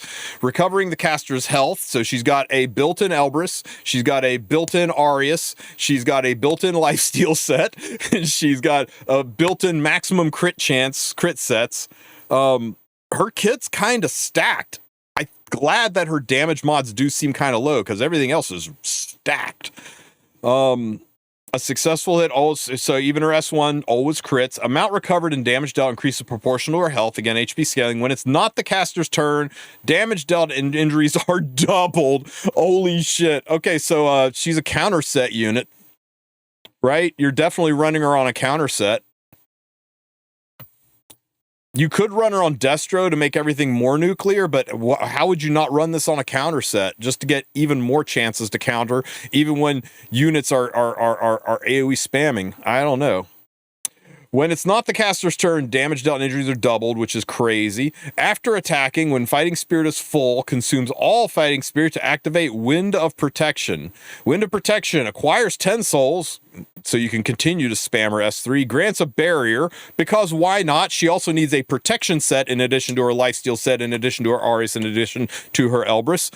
To all allies for 2 turns, and increases the combat radius of the caster by 35%. She gonna zoom. Even at base speed, she gonna zoom.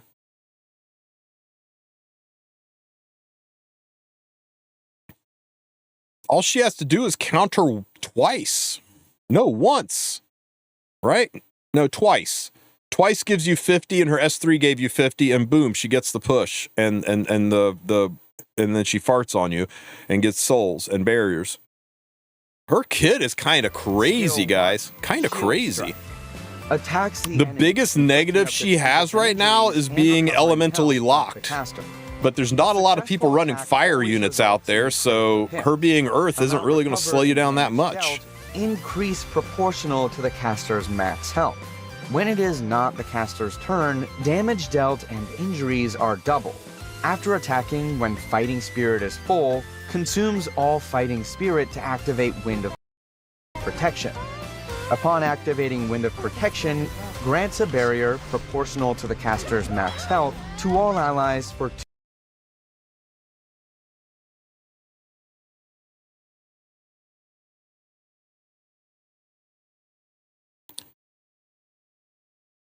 Where'd the immunity come from, guys?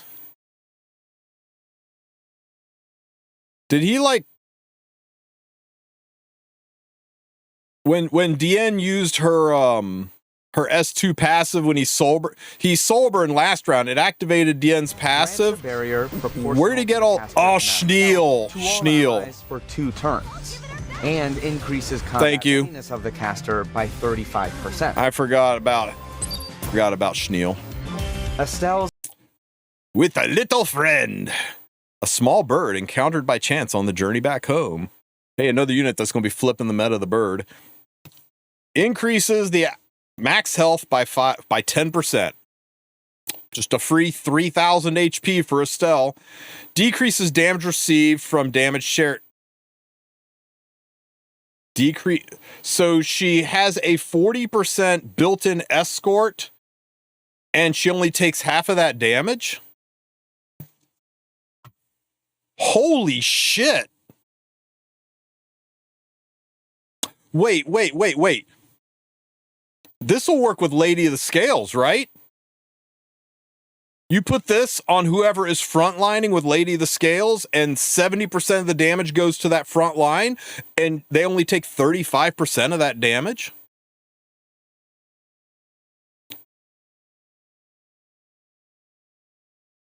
Holy shit.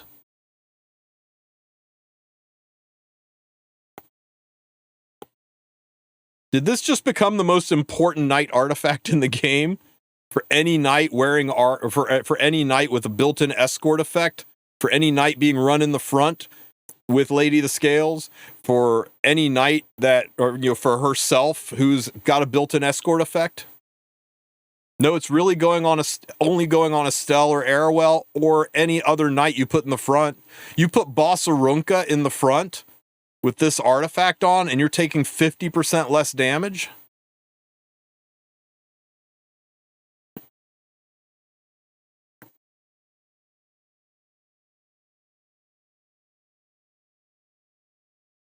I don't know, man. I don't know. This seems kind of nutty. We'll have to test it out and see, but yeah, it's definitely best in slot for her, best in slot for Arowell, and maybe if there's somebody you always run in front with Lady of the Scales, best in slot for that. Interesting artifact. But this is giga crazy for Estelle, right? Because she already got a built-in 40% transfer. So her 40% transfer, she's only going to take 20% of that damage, which just makes her significantly tankier. And it gives her 10% more health, which makes her significantly tankier. And it's a 1,000 HP artifact. I guess we should count our blessings that it didn't also give defense, making her significantly tankier and giving her more damage, because 1,000 HP, she's an HP scaler, she does more damage. Wow. So, yeah.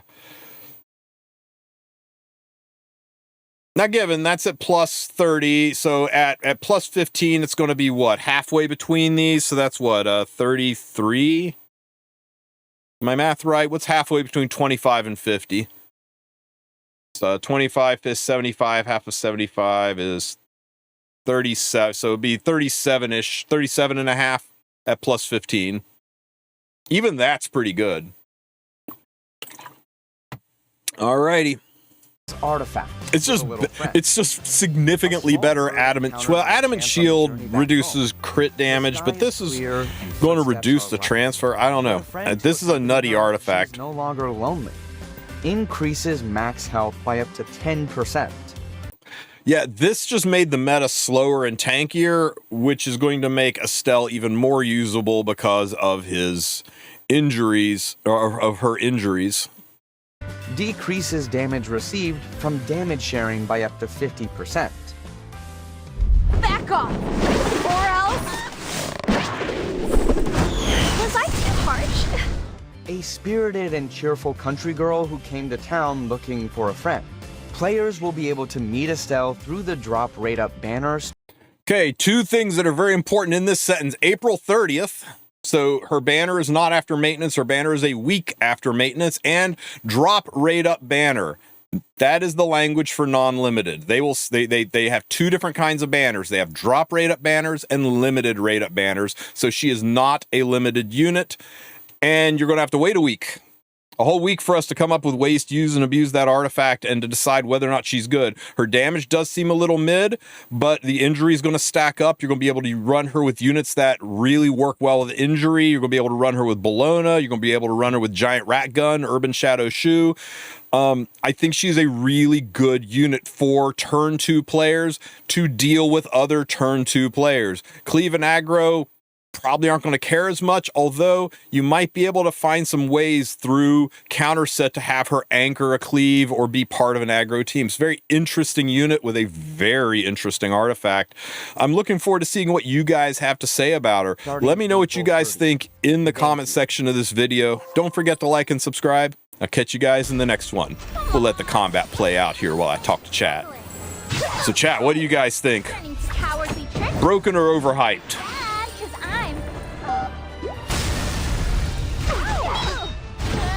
I was careless. Born of that Mixed feelings. Would. Well, we know she's strong. She throws a whole ass wagon wheel, knocks the Monopoly Man's hat off. She has everything. She does have a lot in her kit. It is a very, very overstuffed kit. 8 out of 10. Can't wait to pull for her. Pretty sure the Nun will be normal and Ludwig will be free unit. I think that's a crazy take, Infinite Skywalker, but we'll see. I say really good. If you can avoid Seal, Seal is definitely an issue for her, for sure. You're giving me. Because a lot of her kit could be sealed away. I think she's mid, but the artifact is goated. I think the artifact's gonna be good on a couple of units, but I don't think it's gonna be game changing. Will she be good with new Biblis? Good or food with new Biblis? That's a scary face you've got on there. It's time. She's decent, broken. She's so flexible. Yeah, she does have some counters to it. Who is the Nun? The redheaded girl, whose name's eluding me. Or not redheaded unit, but a fire unit. What would be cherry on the top? Snoo. Ivana, that's it, Ivana. And slow The Fire Soul Weaver unit, who will be released at a later date. I'm Sagittarius, she's Sagittarius, 100% will pull.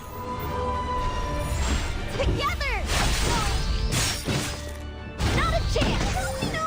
I'll share some of my courage! You notice we've been talking this whole time, and I want you to look at the HP of both teams. Unless this is a new fight, and I missed that a new fight had started, she ain't a fast fight, right? I'll take care of it myself. There's the thick barrier considering her artifact. Her barrier scales off her health, and her artifact boosts health, and her artifact alone at plus 30 has 1,000 extra HP in it. Look at those injuries starting to stack up. Look at them trying to make us think that we can use Schneel in places that don't involve Death Dealer Ray. Over here! Oh my god. That poor Renak. Dare you! It's my turn, right? You imagine that fight IRL, right?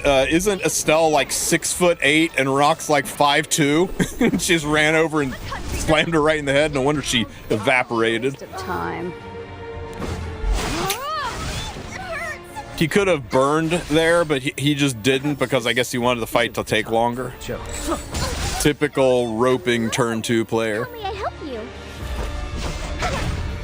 Does Estelle have synergy with Young Senya? She should. She's a green unit.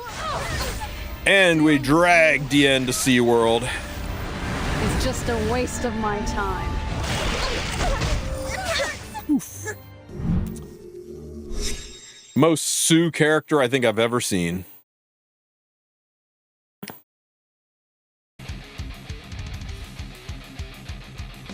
Absolutely wild.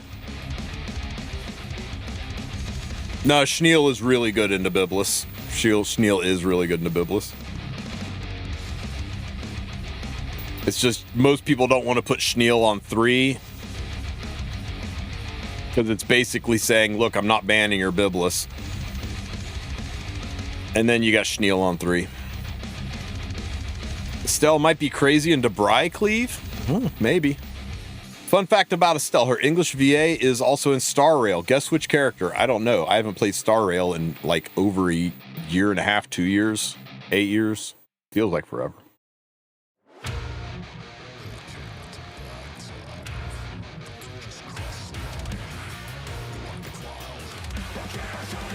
It's Clara? Aw, I miss Clara. Put on some damn shoes, Clara. Running around barefoot in the snow. What's wrong with you?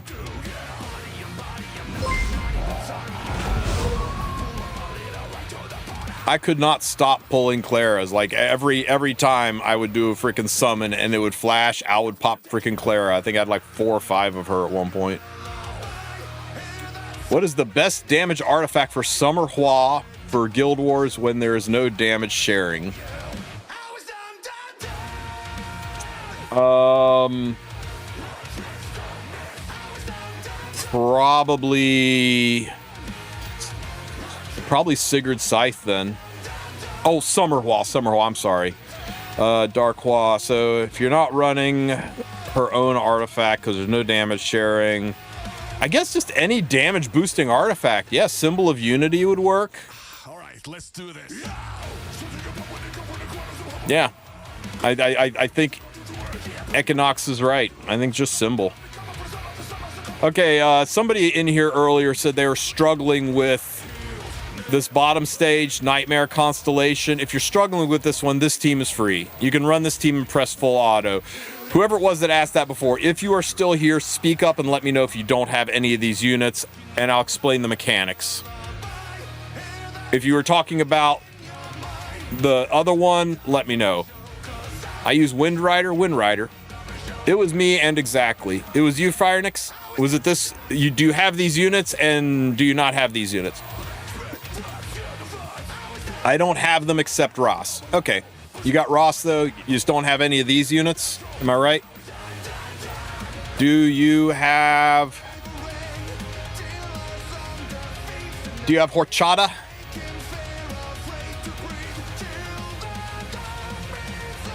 You have Horchata? Okay. You take Horchata, you put her in the front. She must be in the front. Okay? Do you have... Do you have Moon Bunny Dominial? She'll work.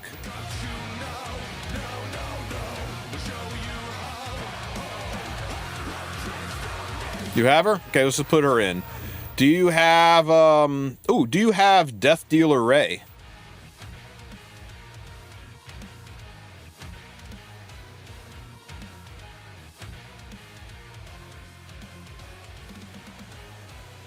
You have him too. Easy. Easy. You can use one dark unit on Nightmare. Perdition's got to be all light.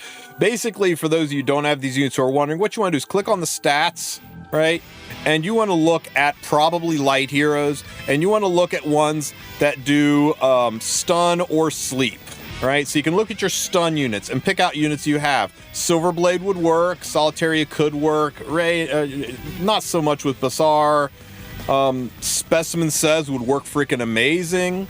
Ambitious Tywin would work really well. I've got him on a team though, so I can't use him. Okay. And then you can go in and look at your sleep units. Stun better than sleep, but you could use ball, right? And then you could also look at your non-light units because you can take one non-light unit with you.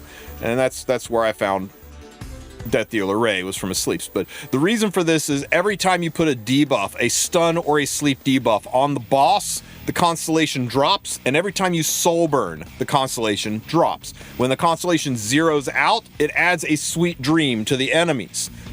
Every sweet dream that's on the ads does a million extra damage to the boss. So the more of those you stack, the easier this is. Now, I do recommend that you put your fastest unit in the front if you don't have your constellation maxed out. If you have your constellation, your Gemini constellation maxed out, it's a lot fucking easier because you get Glow Lamp on all allies, and Glow Lamp gives you a soul every time you take a turn. But let's go ahead and take that out just to make it a little bit more free to play. So I only have the Glow Lamp on the front unit. Can I change Ross for Shuri? Absolutely. Anybody with penetration in their kit. You can replace Ross with Shuri. You can replace Ross with Specimen Says, would even be better than Shuri. Anybody that's got penetration. If you do not have your Sagi all the way maxed out, put your fastest unit in the front that can cleanse. Now, my Moon Bunny's faster, but I know my Horchata's got to cleanse, so I'm just going to run her in the front. Start the fight. You got to have your cleanser in the front. Now, we're at 40%. When I soul burn, I'll drop this to 20, and if I stick a stun, I'll drop it again. Or stun, sleep. So I'm gonna take this. I'm gonna burn it, but I'm not gonna burn it into. Actually, I am. Watch this. This is gonna go from 40 down to 0, and watch the sweet dream counts. Every one of these does 1 million damage. So when I kill these units, I will do 1, 2, 3, 4, 5, 6 million damage to Rahel. I burn this, pop. That took it down to 20. I'm gonna S3. This will put a sleep. The sleep will inflict on Rahel.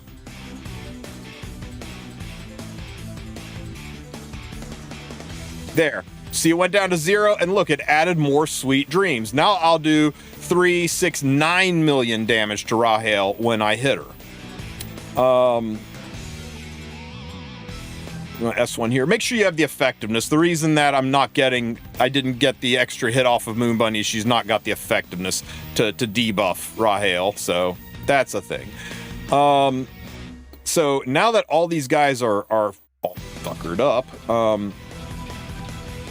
you know what? Let's add one more layer. I'm gonna burn, pop. See, I got 1 for the burn, and I got 1 for the stun. Now I've got 1, 2, 3, 4, 8, 12 million damage to Rahel when these guys die. Just gonna rip Rass's S3. They're all gonna die. 12 million damage to Rahel. Immediately takes us into phase 2. Now this is why your frontline unit has to be able to cleanse. Because if Rahel takes a turn while you're wearing a debuff, you will die. Or while you're wearing a sleep. But if you look at this, the frontline unit is immune to sleep, stun, fear, nightmare. And that allows your frontline unit to be able to cleanse. So make sure you don't waste your cleanse outside of the in transition phase. Now I'm not wearing any debuffs. Now I won't die horribly. I'm just going to use my S3 here to generate more souls. Going to S1 here because why not? Hey, we dropped the Constellation a little. So check it. I'm going to have Ross S2 for an extra turn because I'm trying to cycle his S3 around again so that my S3 will be ready faster. So I like S2, S3 in this transition phase. We're going to S1 again. We did not get lucky. We're going to S1 again. We did not get resistance. Make sure you have the effectiveness, right? Make sure you have a little bit of effectiveness. Bad guys are brought back, and here we are again. So I'm going to soul burn the boss. Wait, where is Ross? Ross. Actually, I'm gonna soul burn this front ad because he's behind a gold shield. And if they're behind a gold shield, you have to use a penetration skill to kill them.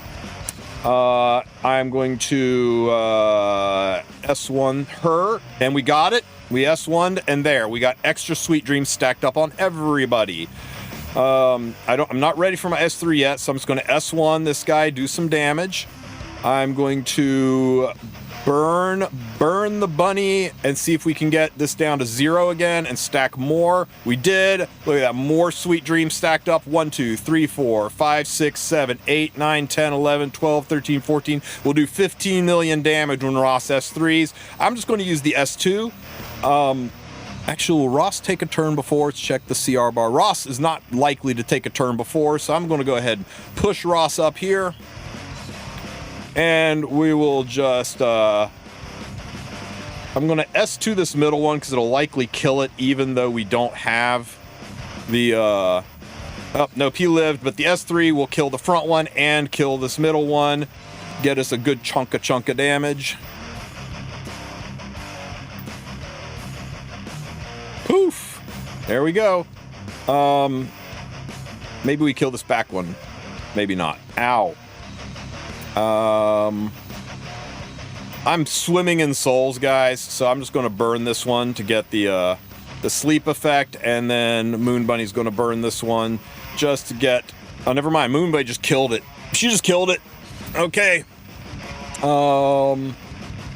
S2 here. S1 here. Now we're just playing a waiting game. I'm going to S3 here for some barriers and souls.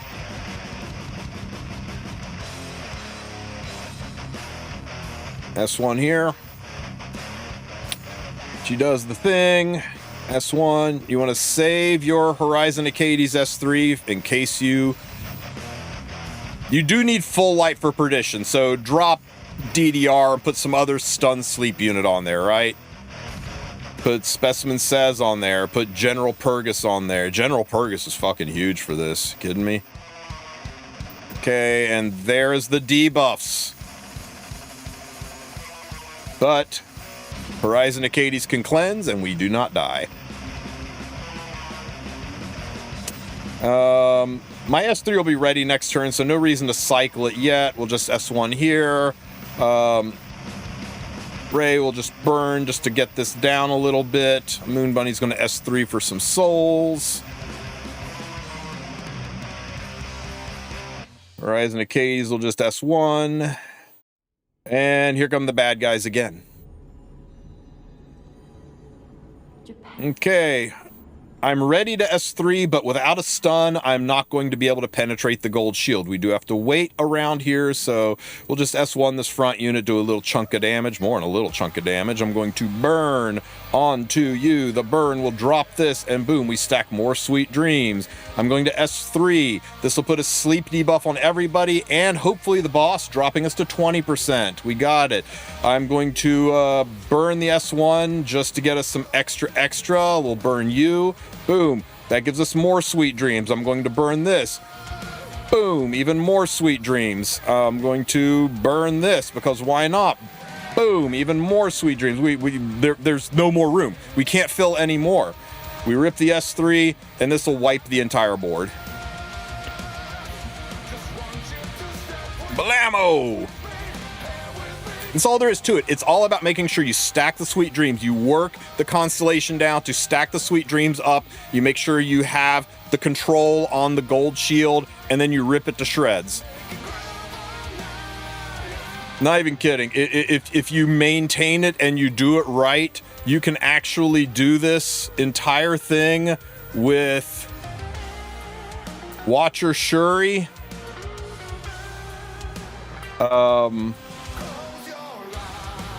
Horizon Acades. And that's it. Now, it forces you to bring 2 other units in, but it doesn't even matter what they are.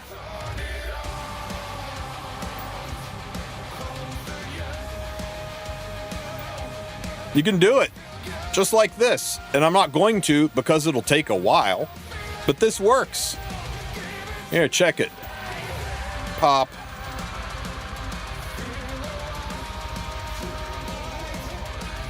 Dead. Bite. Bite.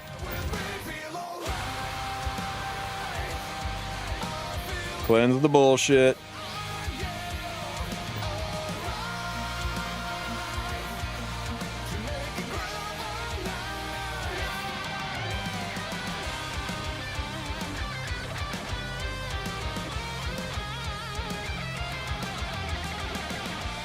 Anyway, you get the picture. As long as you control it, as long as you build it, you can do it.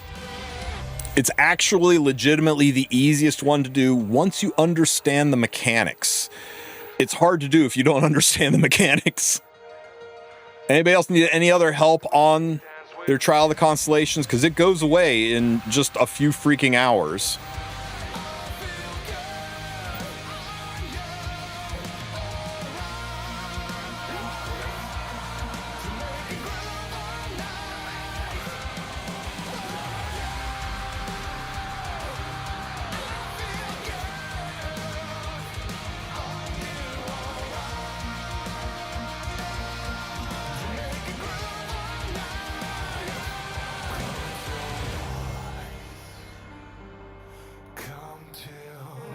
For those of you that don't care about mechanics, if you can build this team, you can just press full auto and kick back and enjoy a drink while the fight wins for you.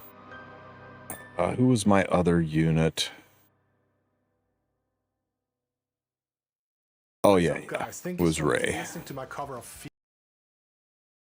Yeah, you can literally just run this unit, press auto. Spez is really good. Spez packs penetration and stuns all in one unit.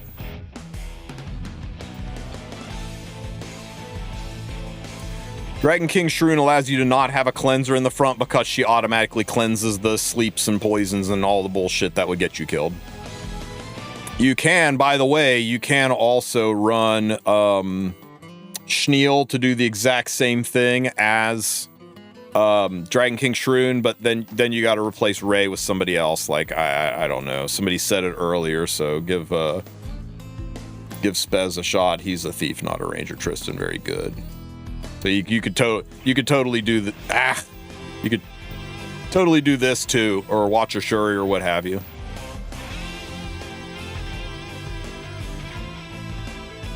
Oh yeah, you know, you could cheese it with Lady of the Scales. Be careful doing that, but you could. It's the one with the most options that's the easiest to handle. What gets people is they don't understand how to stack the sweet dreams, and then they get to the very end and the boss goes enraged and one-shots their whole team, and they're like, but I did everything right. Why didn't I kill? You got to stack the sweet dreams or you don't quite do enough damage. And that's what gets people.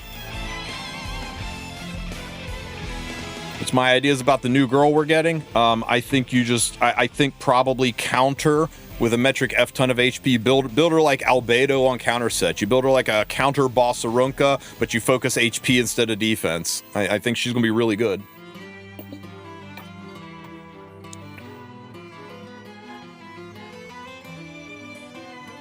Yeah, when you burn, you lower the constellation, and when you stick a stun or sleep on the boss, you lower the constellation.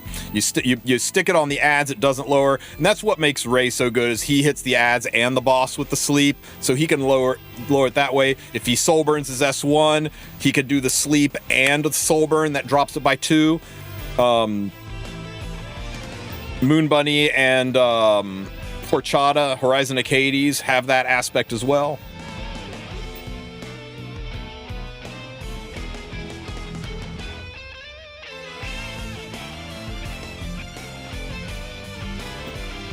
Anybody else need any help with Constellations? Because guys, this is gone in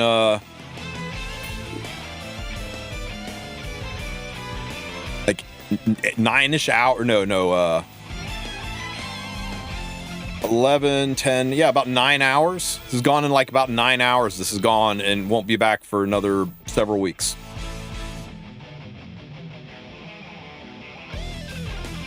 So the goal for Snoo, are we really calling her Snoo? Tell me that's going to be her name. I fucking love it. Okay, guys, she's no longer Estelle. She is Snoo. Doesn't she need crit damage? If you want her to be a damage dealer, yeah, you know, put some HP in damage, but like her damage didn't seem that insane. I think you want a little bit of crit damage, but I think she wants crit damage in the way maybe Empyrean Elenov wants crit damage, right? It's like, it's not her focus. In fact, I might build her something like this on counter set, right? Except with no crit chance. I'll put that crit chance into HP and put her on counter set, and, you know, 2x damage is still good. You can try building her, you know, something more along the higher crit damage line, but I think really just everything about her kit, the size of the barriers, the amount of her heals, her damage, everything is so tied into her HP. I don't know exactly where the line's going to be between when you give up HP and go into crit damage. I really think it's just 100% crit chance and let the crit damage fall where it, since she's got 100% crit chance, just let the crit damage fall where it may and just focus on these two stats. And if you're Cookie, effect resistance too.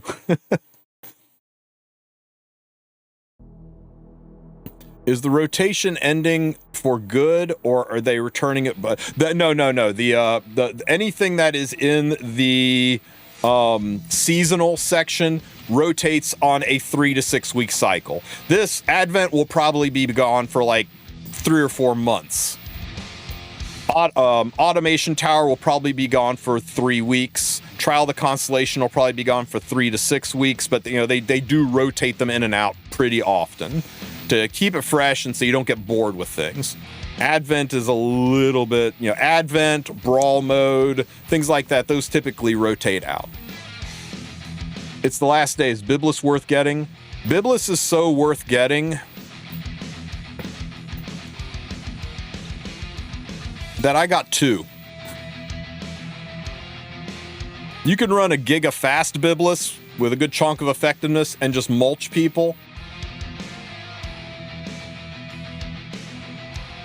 You could run a slow Biblis with ER if you want to play a slower game and let her buffs stay up even longer. I think if you check the RTA stats right now, she is the second highest performing unit in the game. In PvP. I think she's really, really good. The only reason I didn't pull a second Biblis because I think I'm going to use a second Biblis. I pulled a second Biblis because I was going for multiples of her artifact, and I wanted to have that artifact at plus 30 for my main one, and I wound up with a second one, and I've even got like a third one, I think, laying around somewhere. Yeah, I got a third one laying around somewhere for like some future unit that's going to want it. So I did go kind of ham on her. But also, mind you, I don't have to worry about the summer units. I've got Summer Hua Young. I've got 2 different Arams. So when that reruns, I don't have to care about that. If you guys care about Aram and Summer Hua Young, maybe be a little careful about your Skystones unless you want to spend, because those units are coming probably in the next 6 to 7 weeks. What time is maintenance? It is in almost exactly 9 hours, like 9 hours and 15 minutes from now.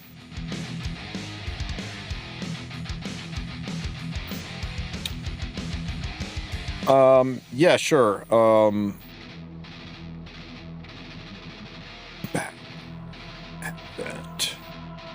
Hell. This is my favorite Hell team. Any units you don't have here? For real, another chance to get summer? Guaranteed. They always run summer units because summer units are very, very valuable and they make Smilegate a lot of money.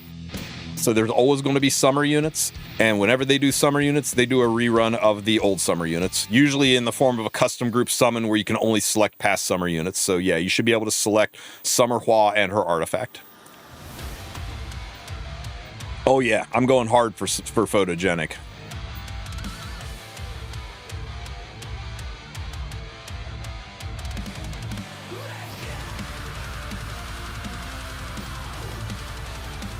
You don't have a Fire Surin? Weird, but okay. Okay, do that. And you don't have Zahak and Lilius, okay. How about...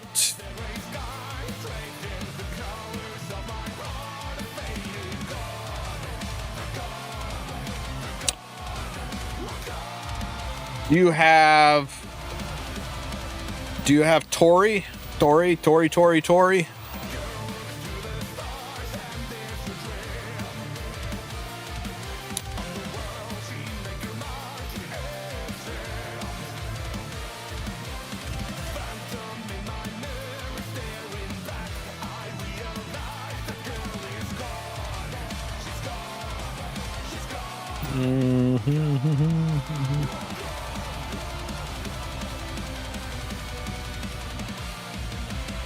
I know you got Vivian. We need somebody with the high... This should work. Because she'll have the highest attack. Okay, make a Vivian... Do you have Bologna? Tell me you have Bologna.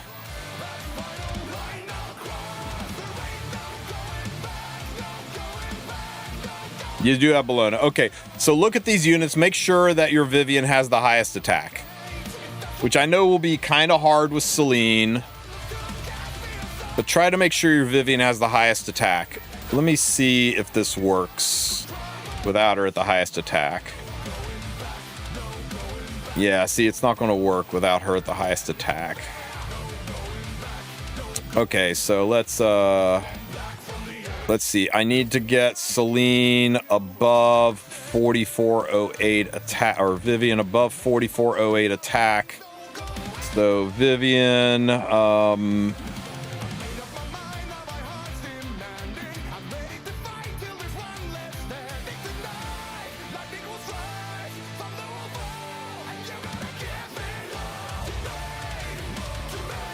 That'll do, pig. 4409. We're above 4408. That's all that matters, as long as she has higher attack. Because the highest attack unit will get the curse. And to get rid of the curse, you have to use a non-attack skill yourself. You have to use a non-attack skill. So that hits there. Bam. Bam. We're doing this on auto. Defense of breakage. Of course not. Do some extra damage here. Lovely. Non-attack skill. That'll get rid of the curse. Healing like an asshole. I'm not sure if Bologna is really the best choice here, but hey, we're committed. Oof.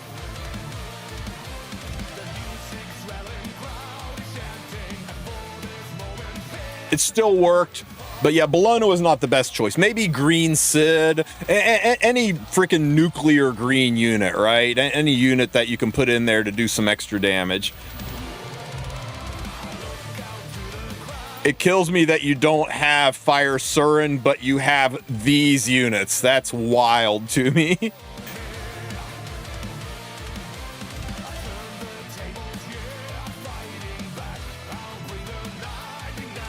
I'm sorry, Tristen, I won't be able to finish the seasonal events because I don't have the right units to complete everything in Advent and Trial of Constellations.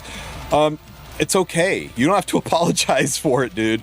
Advent is designed to be... Trial of Constellations is designed to be endgame PvE. Advent is designed to be endgame PvE. You should be able to... you should be able to still do the lower modes and farm the shop and get all of the stuff out of it. This is regular hell, yes. Okay, there's some debuffs, and then we just hit here into that defense break, and oh my god, almost dead. Ow.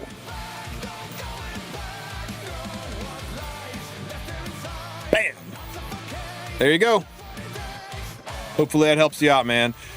For Epic Hell, though, I will not have time to walk you through that. Epic Hell is, that's a whole ass vibe, and the only thing you get from Epic Hell is 3 of these boxes. That's it. If you totally skip Epic Hell, you will still get everything you need to buy out the shop. Everything you need to buy out the shop doing regular Hell. The only thing you miss out is the 3, you know, every time you beat this, you get 1 of these chests. So you'll miss out on 3 of these mod selection chests.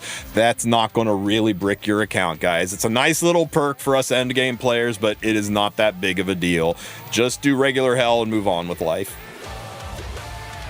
And as for Trial of the Constellations, remember that this is not the last run of it. It's going to go again. There's still more time in the season. You'll be able to come back, finish out your board. You'll be able... and try to do this. Try to freaking, you know, star this thing out. Try to get this done, because once you 5-star everything, even once, even if it means just moving gear around to make it happen once, and they made it a lot easier. When you do this, click on this bottom left-hand corner, and there's free Molagora for starring it out. So make sure you cash in on the free Molagora. So just get this done. Just move gear around until you star it all out. No, this is not the end of the season. This is the end of this rotation. It will come back one more time. You'll have one more shot at it at least to be able to get this done. So just go in and do hard. Go in and do hell. You know, go and do whatever it takes to get yourself the coins to go and spend in the shop. The shop will still be here.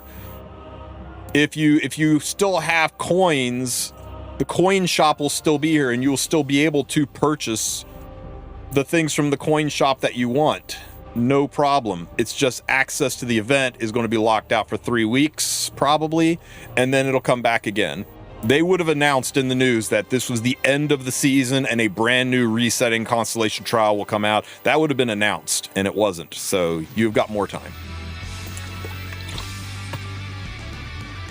Is it possible for a newbie to do it on hard? I think so. I think so.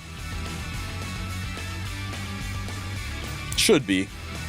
I've never really tried it, but I think probably Harris. No, Aquina. Aquina's probably the only one that's really going to be very, very hard for a newbie. And maybe Ethel. Ethel might be tricky for a newbie, but Rahel, the volume of units you can use, how good Fene is here, and even if you don't have Fene, and Harris is all free to play units that everybody has. I think a queen is probably the only one that might be tough.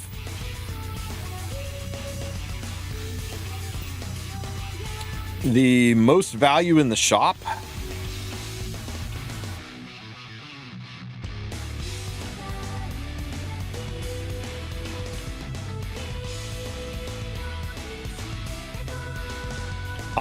I always just buy every single day. I get the charms. I don't know about you guys, but I'm always in trouble for charms. The gear is nice, but then the gear rolls like shit, and then you feel bad because you could have gotten like 10 days, you could have gotten like 100 of each charms instead of just one piece of gear that you might not even have the charms to level. I think the gear is a scam, but in this situation, I think the left side gear is good, right? This is good for an HP scaler. This is good for anybody. This is good for anybody. This is bad. This is bad. And this is bad. Yeah. I think the left side pieces are all good. I think the right side pieces are risky. And if you're out of Mola, get the Mola. But yeah, I would stick. I always just recommend people stick with this and don't go for the gear. But that's your call, man. You know your account better than I do.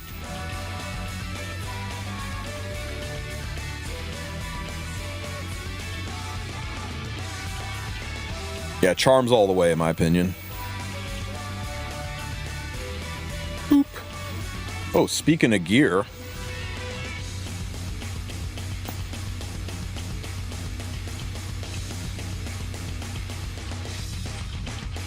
We got some gear to roll.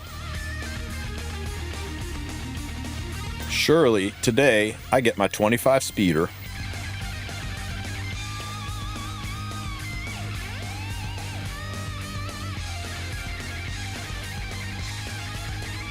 What's my agenda today? My agenda today is getting a 25 speeder and doing it while Beardy is in chat to witness it happening.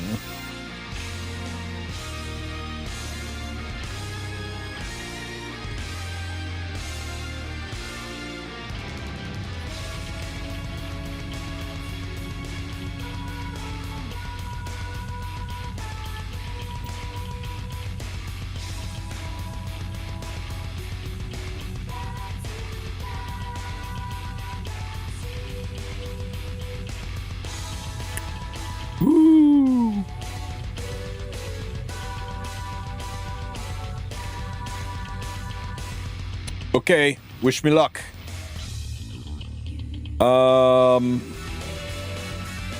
You know what? It's okay. I'm still going to go up on this because this is decent the way it rolled. As long as we dodge defense, we'll keep going. This one, minimum crit chance, and then we hit the landmine stat. And we missed anything that we care about. I think I'm over this one, guys. This one, oh my god. What a way to ruin this piece. I think we're done here, guys.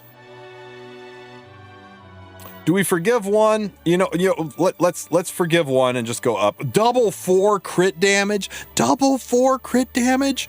What's wrong with this game? I ain't forgiving that. 5 attack, but the 7 crit damage is nice. We'll give that one another chance. Another 4? Double min roll? Oh, kiss my ass, Smilegate. Man. Well, I guess 2's a min roll. Okay. Oh, nope, that's dead. 12 kinds of dead. Nobody wants this gear. And unfortunately, we hit the landmine stat up here. Nobody wants that gear now. This is... Really? Really? I roll 4s into everything that's not speed? And a 2, and another 4. This is why you don't buy the gear from the Trial of the Constellations shop. It looks so good, and then you go and level it, and this shit happens. Fast Sirmia, there is no way on God's green earth you're putting a speed set on Sirmia.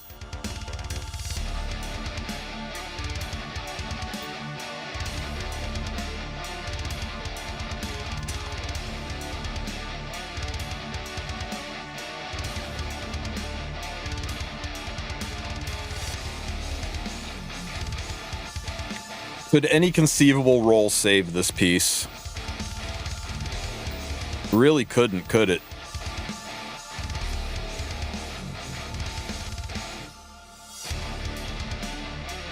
Yeah, they did. They fixed that back on Monday, Roz. Yeah, surely a 5-speed, right? We just got to roll 5-speed right here. That's not what I meant. That's not what I meant. Oh, shit, son. This is every single piece from the perfumer shop turned into garbage.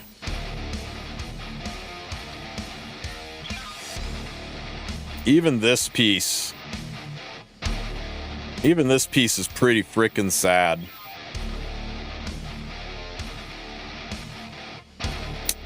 Oh well.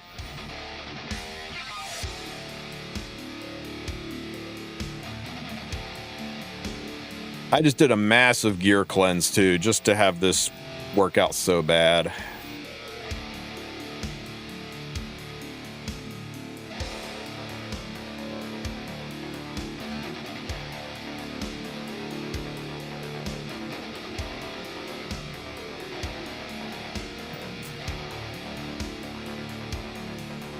My bunny has 100 ER, so high F. Do we have a buff up when Salome drops? None was announced, so I would say probably not. There is a buff to friendship farming her, evidently. That's a thing.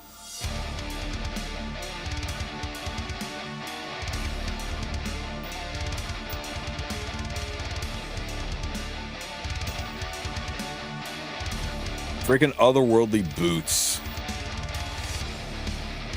Okay, this piece is trash, and this piece is a check. This is a check. This is a check. This piece is giga trash.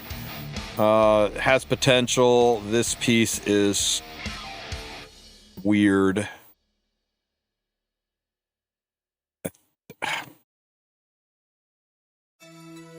We're gonna give that one a shot. This piece is trash.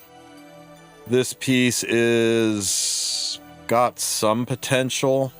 This piece is a check. This piece is high gear score trash. This piece is a speed check. This piece is does not have enough potential. Speed check, speed check. All right, up we go. Dead. Dead. Dead. Weird, but we're gonna keep going on this. Dead.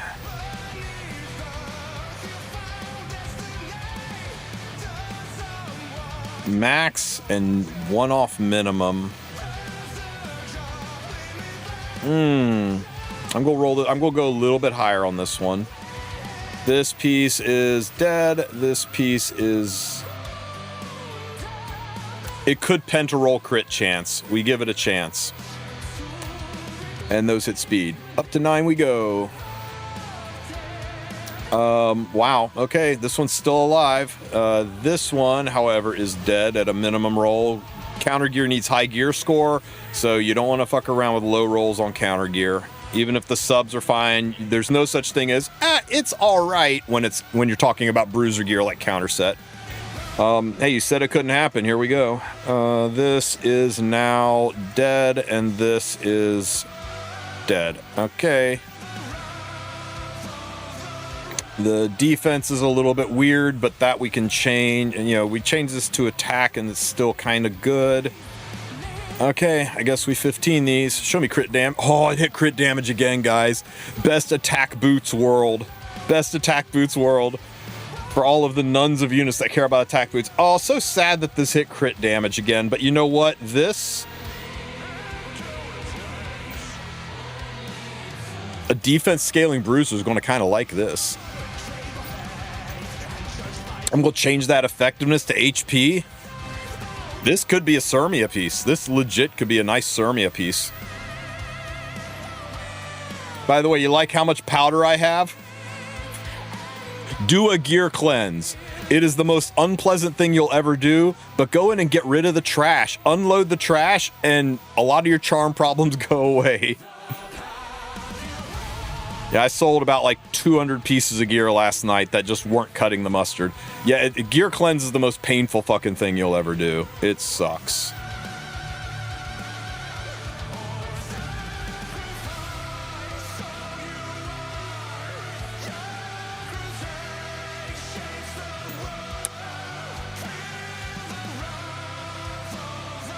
Oops, that's the wrong button.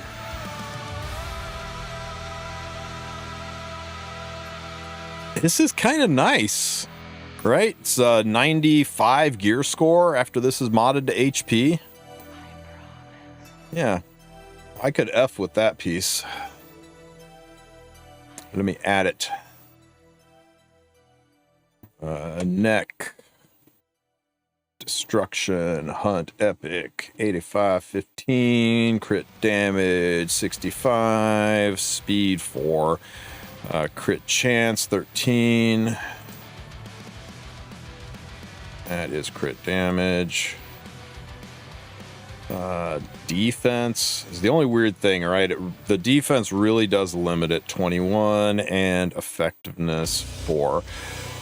I could also change this to effectiveness to attack for a bruiser unit, but it really does just kind of scream Lionheart.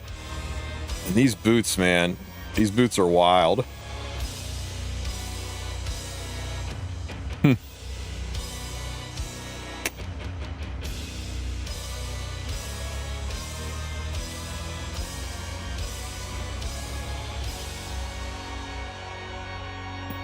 What's better for GRAS, 2-piece HP or 2-piece Torrent? HP.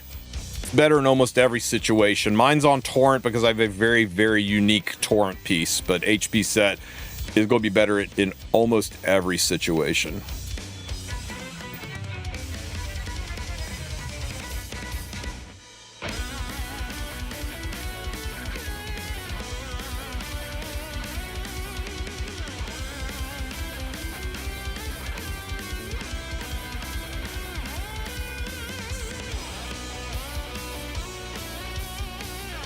Yeah, my RAS is on Torrent, and that's only because this neck exists. If I didn't have this neck, Torrent on him would be impossible. So I would not recommend you chase the Torrent just for damage. It does make him nuclear, but dead Rosses don't kill anything.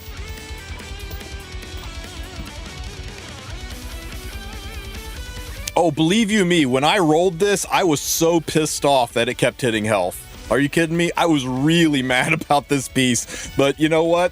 Just goes to show you, if anything rolls in the high 30s, it doesn't matter what it is, it's probably going to find a place.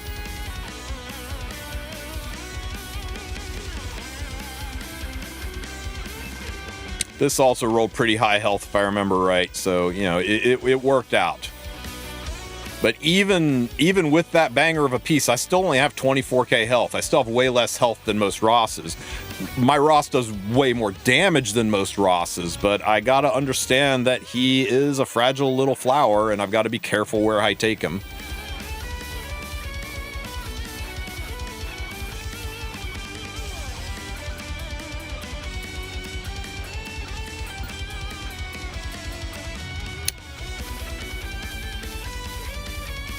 How much HP does he need? 25 to 30k, somewhere in that range. I think 24 is dancing a fine line, but 25 to 30 I think is pretty safe range. I suspect if you go in and look at your average Genesis Ross, you're going to see that all of them are in the 25 to 30 range. 29. This guy's new. Cut him some slack. 27. 30. What the fuck is this? 31 and 350 crit damage? Jesus Christ, Irax. 26. 29. 26. 26. Brand new player, cut him some slack. 25, 25 to 30, right? 25 to 30 is kind of what you're looking for. How do I build Ewig? What the hell is an Ewig?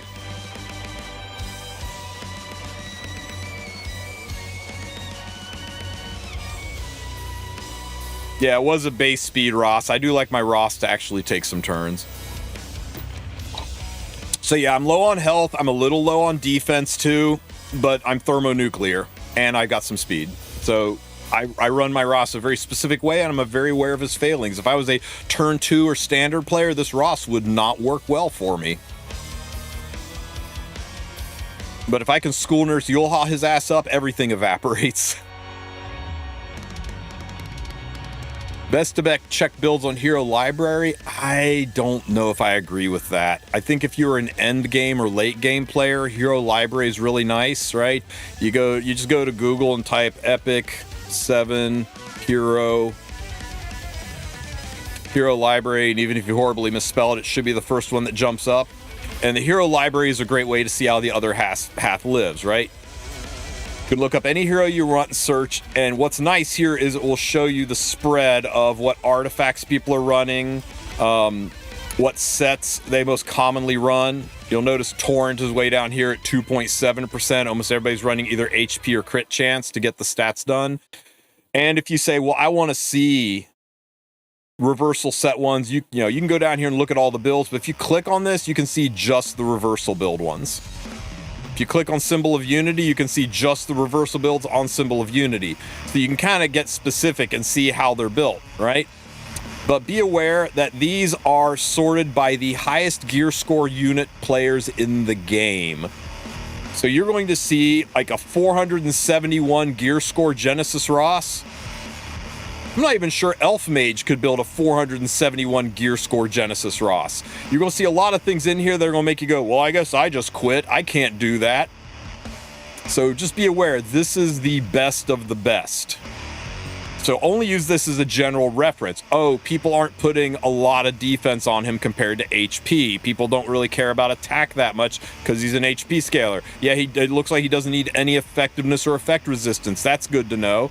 It kind of gives you an idea of where to go, what artifacts to run, things like that. But don't use this as this is what I need on my Ross for him to work. That way lies madness. A much better way to find out is to use the in-game system, but you can really see what the, like I want to get into Emperor, I want to get into Legend, I'm going to push for Warlord for the first time. Fribble's Hero Library does show you a lot of good stuff. How long is the maintenance? Usually it's 6 hours. Let's see if they said so.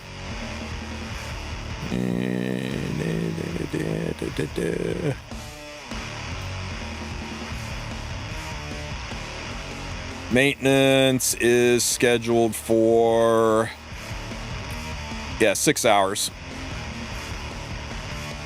Usually it comes back up a little early. Not always, but usually. And if it goes late, we get compensation. ML Ludwig, how do I build? 250 is speed, the rest into damage.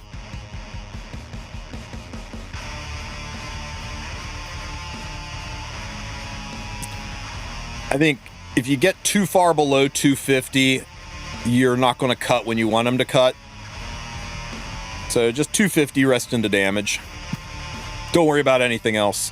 If you can only build 230 or 240, build that. Just realize that you're not going to be able to Zeo race. Like you'll soul burn your Zeo, and Ludwig's still not going to cut their Renok, and then your Renok kills you.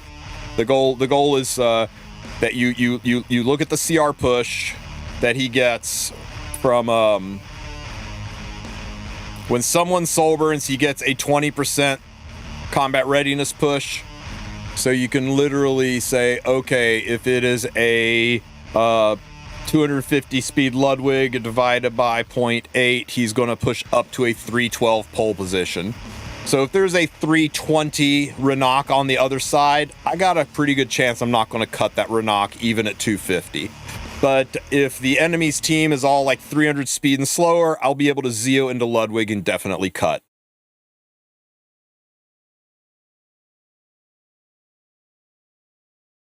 Does he have any uses? Mostly Guild War now. He used to be really good, but with units like Lady of the Scales, he's just hard, and evasion units like Setsuka, he's just a little harder to play right now. How do you build Spirit Eye Celine? Mine's fast, but not giga fast. I'm building her as a secondary unit and a sometimes opener, but just damage and speed. Speed, damage, and speed. You can put her on an artifact like... you can put her on Feed of Criticism, Tori's artifact, to give her a buff so that you'll be able to soul burn right out of the gate.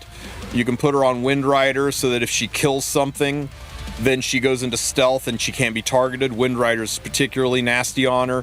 You can put her on Soul Consolation or Summer Photogenic if you want to be able to kill behind Spirit Ice, Lady of the Scales. And you can also put her on an immunity set instead of a pen set, so she'll have a buff so that she can soul burn right out of the gate. A couple different ways to build her. You just have to think about how you want to use her. Are you going to bridge her up with another opener, or are you going to let her self-bridge? Are you going to run her slower and put her on Storm Sword so when they non-attack skill, she shoots to the front of the line and kills things? That's an option as well. For people that can't get her in the 290 speed range, you can run her in the 250, 260 speed range, put her on Secret Art Storm Sword, and if they do a non-attack skill, your Celine takes a turn and makes them wish that they had paid attention to Secret Art Storm Sword proccing at the start of the fight. So, yeah, a couple of different builds, but almost exclusively, she is a speed DPS unit, and those are amongst the hardest to build, are your speed DPS units. Luckily for her, she doesn't need HP and defense because of her cockroach passive.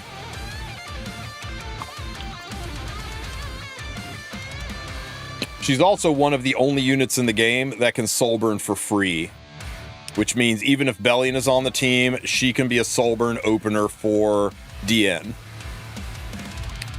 So I like the idea of running her faster than DN, and then you can soul burn her ass and open for DN. And another one you can do that with is Lethe, and that's why my Lethe is really fast, so that she can soul burn and activate my DN. But the other free soul burn units that are out there typically aren't very fast. 280 usable? Very.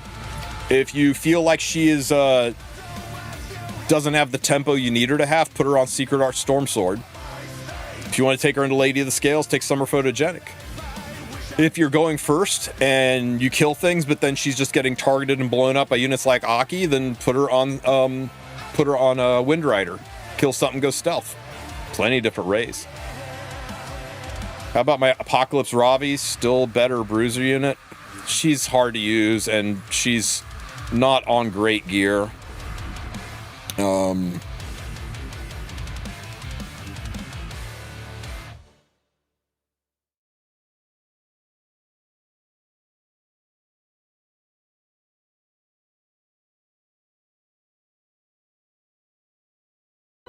I blind?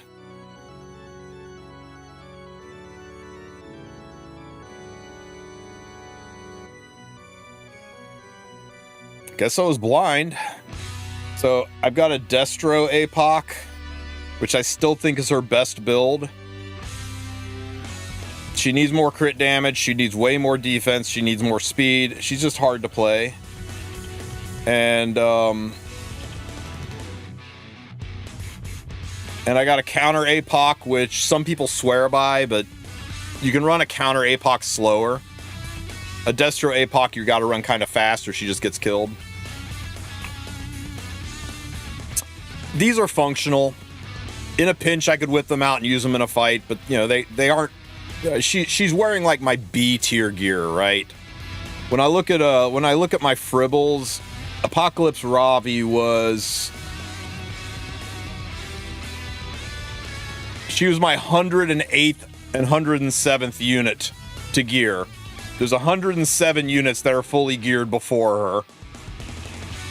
So that kind of tells you what kind of priority I give to APOC. I am not a bruiser fighter. I'm not a turn 2 player. I am an aggro and cleave player. I can play bruiser, but usually when I pick her, I'm just anchoring, and there's just better anchors out there right now. But at a lower end, she is very hard to deal with. If you're just trying for your master's push and you got an APOC, you should definitely build her. She is very, very good at early RTA.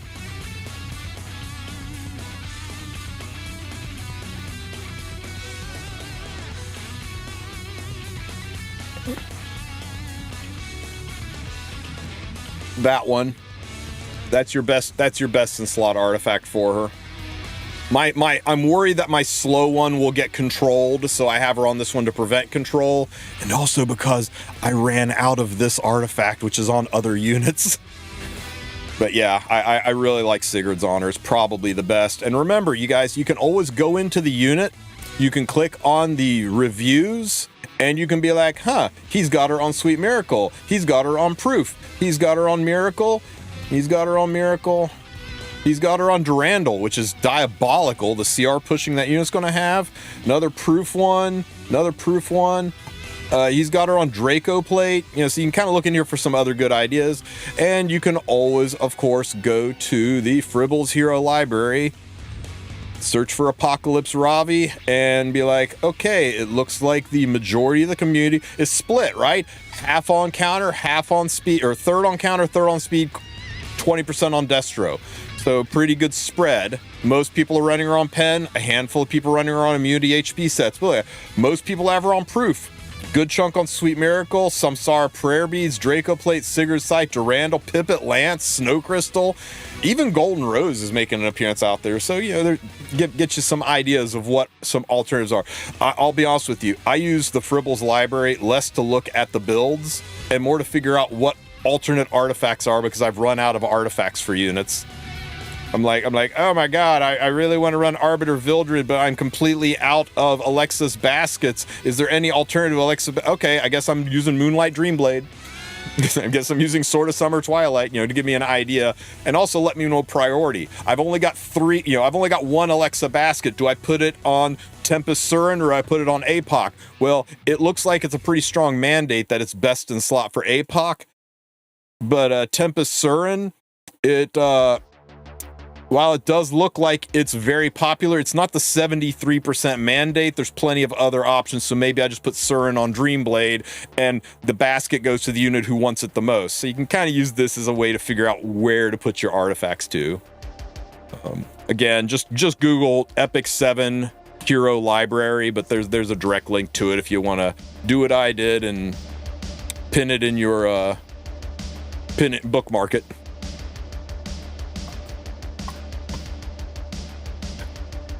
You want to see a diabolical Surin? I haven't tried it out yet, but it just feels wrong on so many levels. How about an injury Surin on Double-Edged Decrescent? I'm really leaning heavy into this injury meta, guys.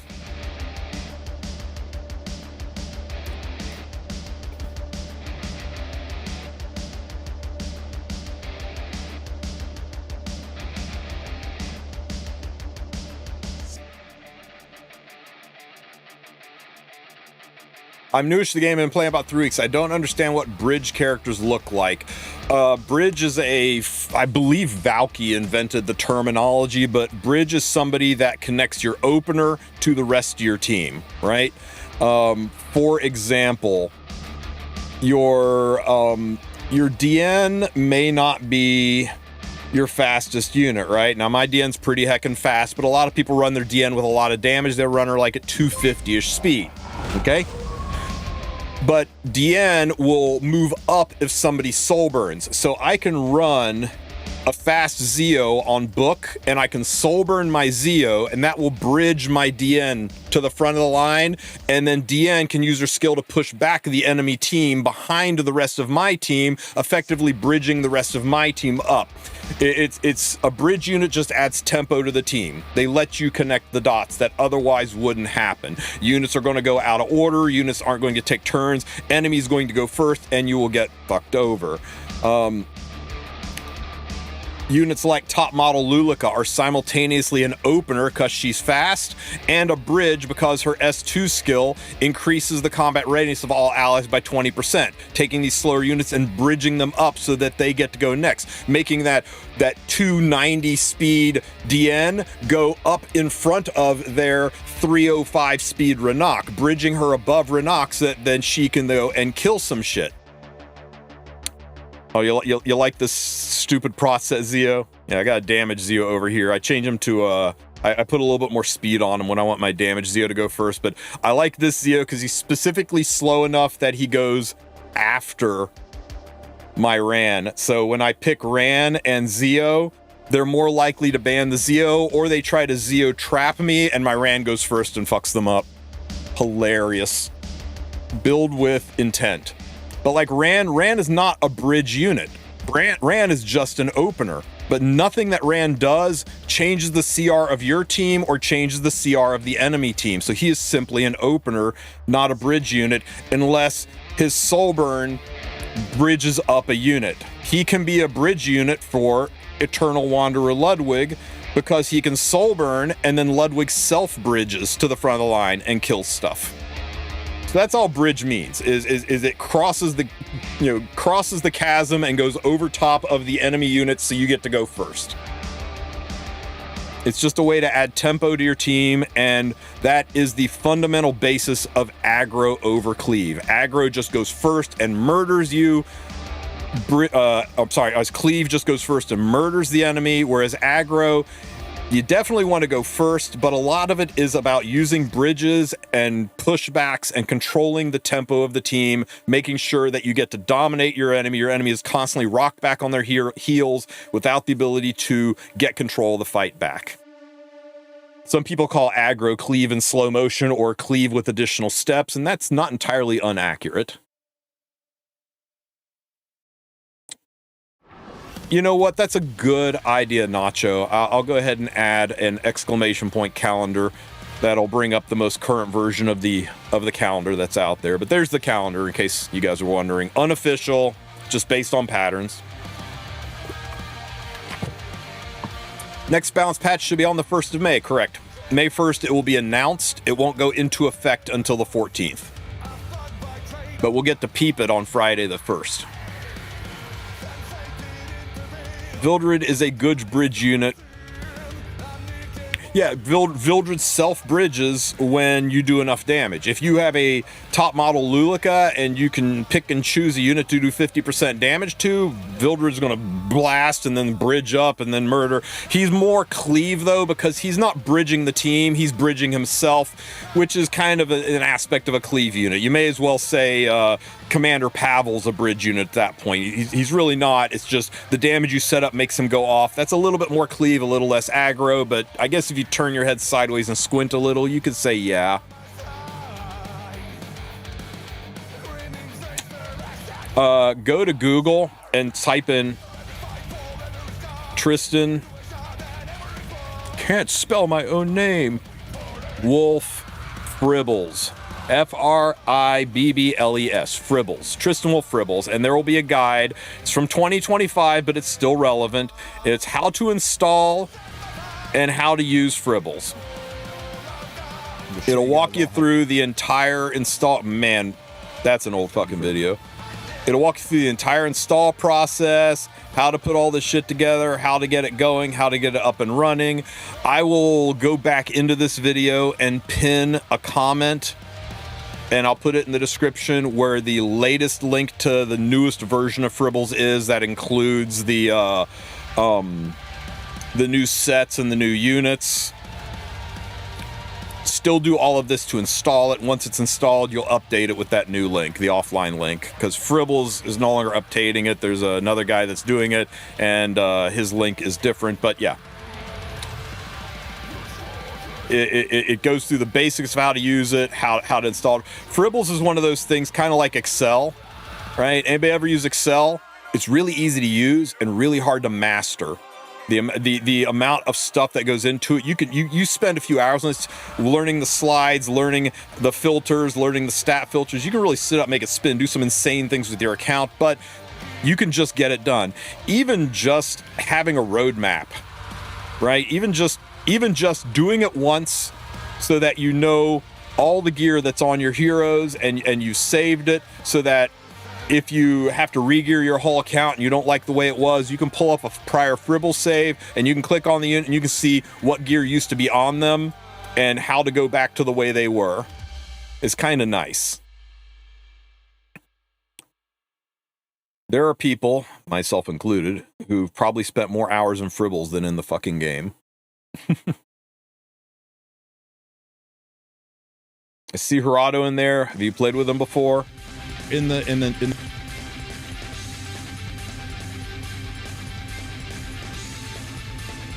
I have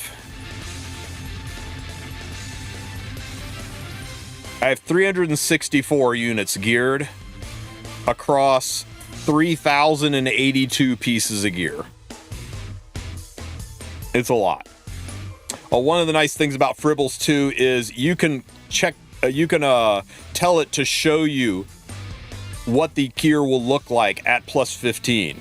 Or sorry, at level 90. Like this right here, this gear shows me what it looks like at level 85 currently, but it shows me down here in the corner what it will look like at level 90. But the nice thing is the gear score, it shows me the gear score at 90. Even though right now it's at 50 gear score, it shows me at 62 up here. So you can come in here and sort by gear score and just start going through and looking at your trash and then deciding if you're going to keep it or not. And sometimes you will, right? Very low gear score piece, but it's got 18 speed on it. I'm not going to get rid of it because it's got 18 speed. But this makes gear cleansing a lot easier when you can kind of go through the pieces and see the gear that's bad gear score and not currently on anybody to sell the garbage. So I think one of the nicer things about Fribbles is using it for a gear cleanse. But yeah, I used to play Gerado a lot. Back in 2019, Gerado Cleaving Arena was the way. Gerado, Basar, Bloodblade Corinne, and Celestial Mercedes. Good times, man. Simpler time. Time when there was only like 5 ML5s in the whole game.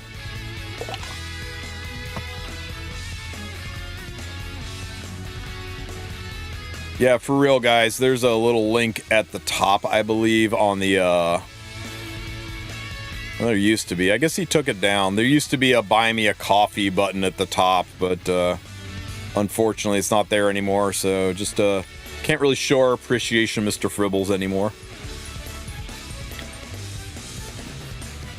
All right, guys, anything else? Because I'm going to wrap it up, get this video published, and then go hang out with my daughter. It's her birthday today. She is 13.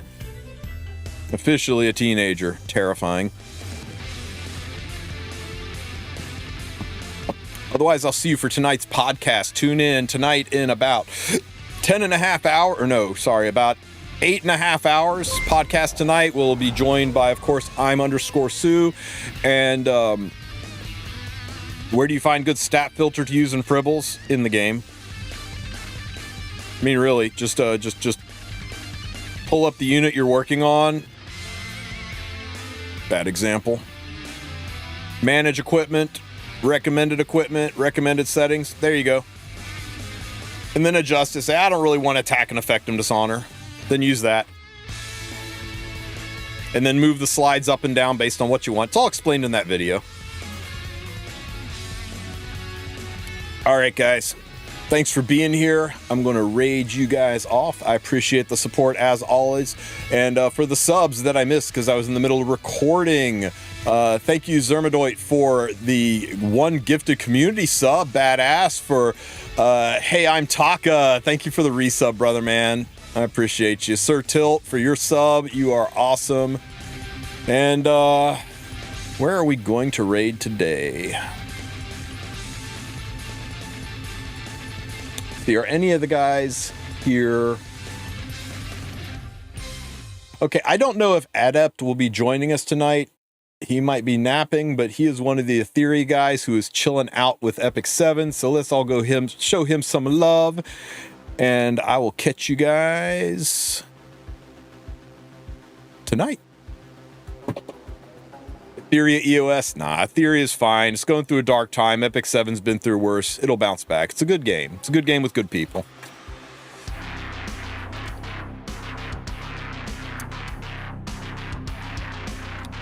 All right, guys. I wish her a happy birthday for you. I will catch you guys later. Have a good one, everybody.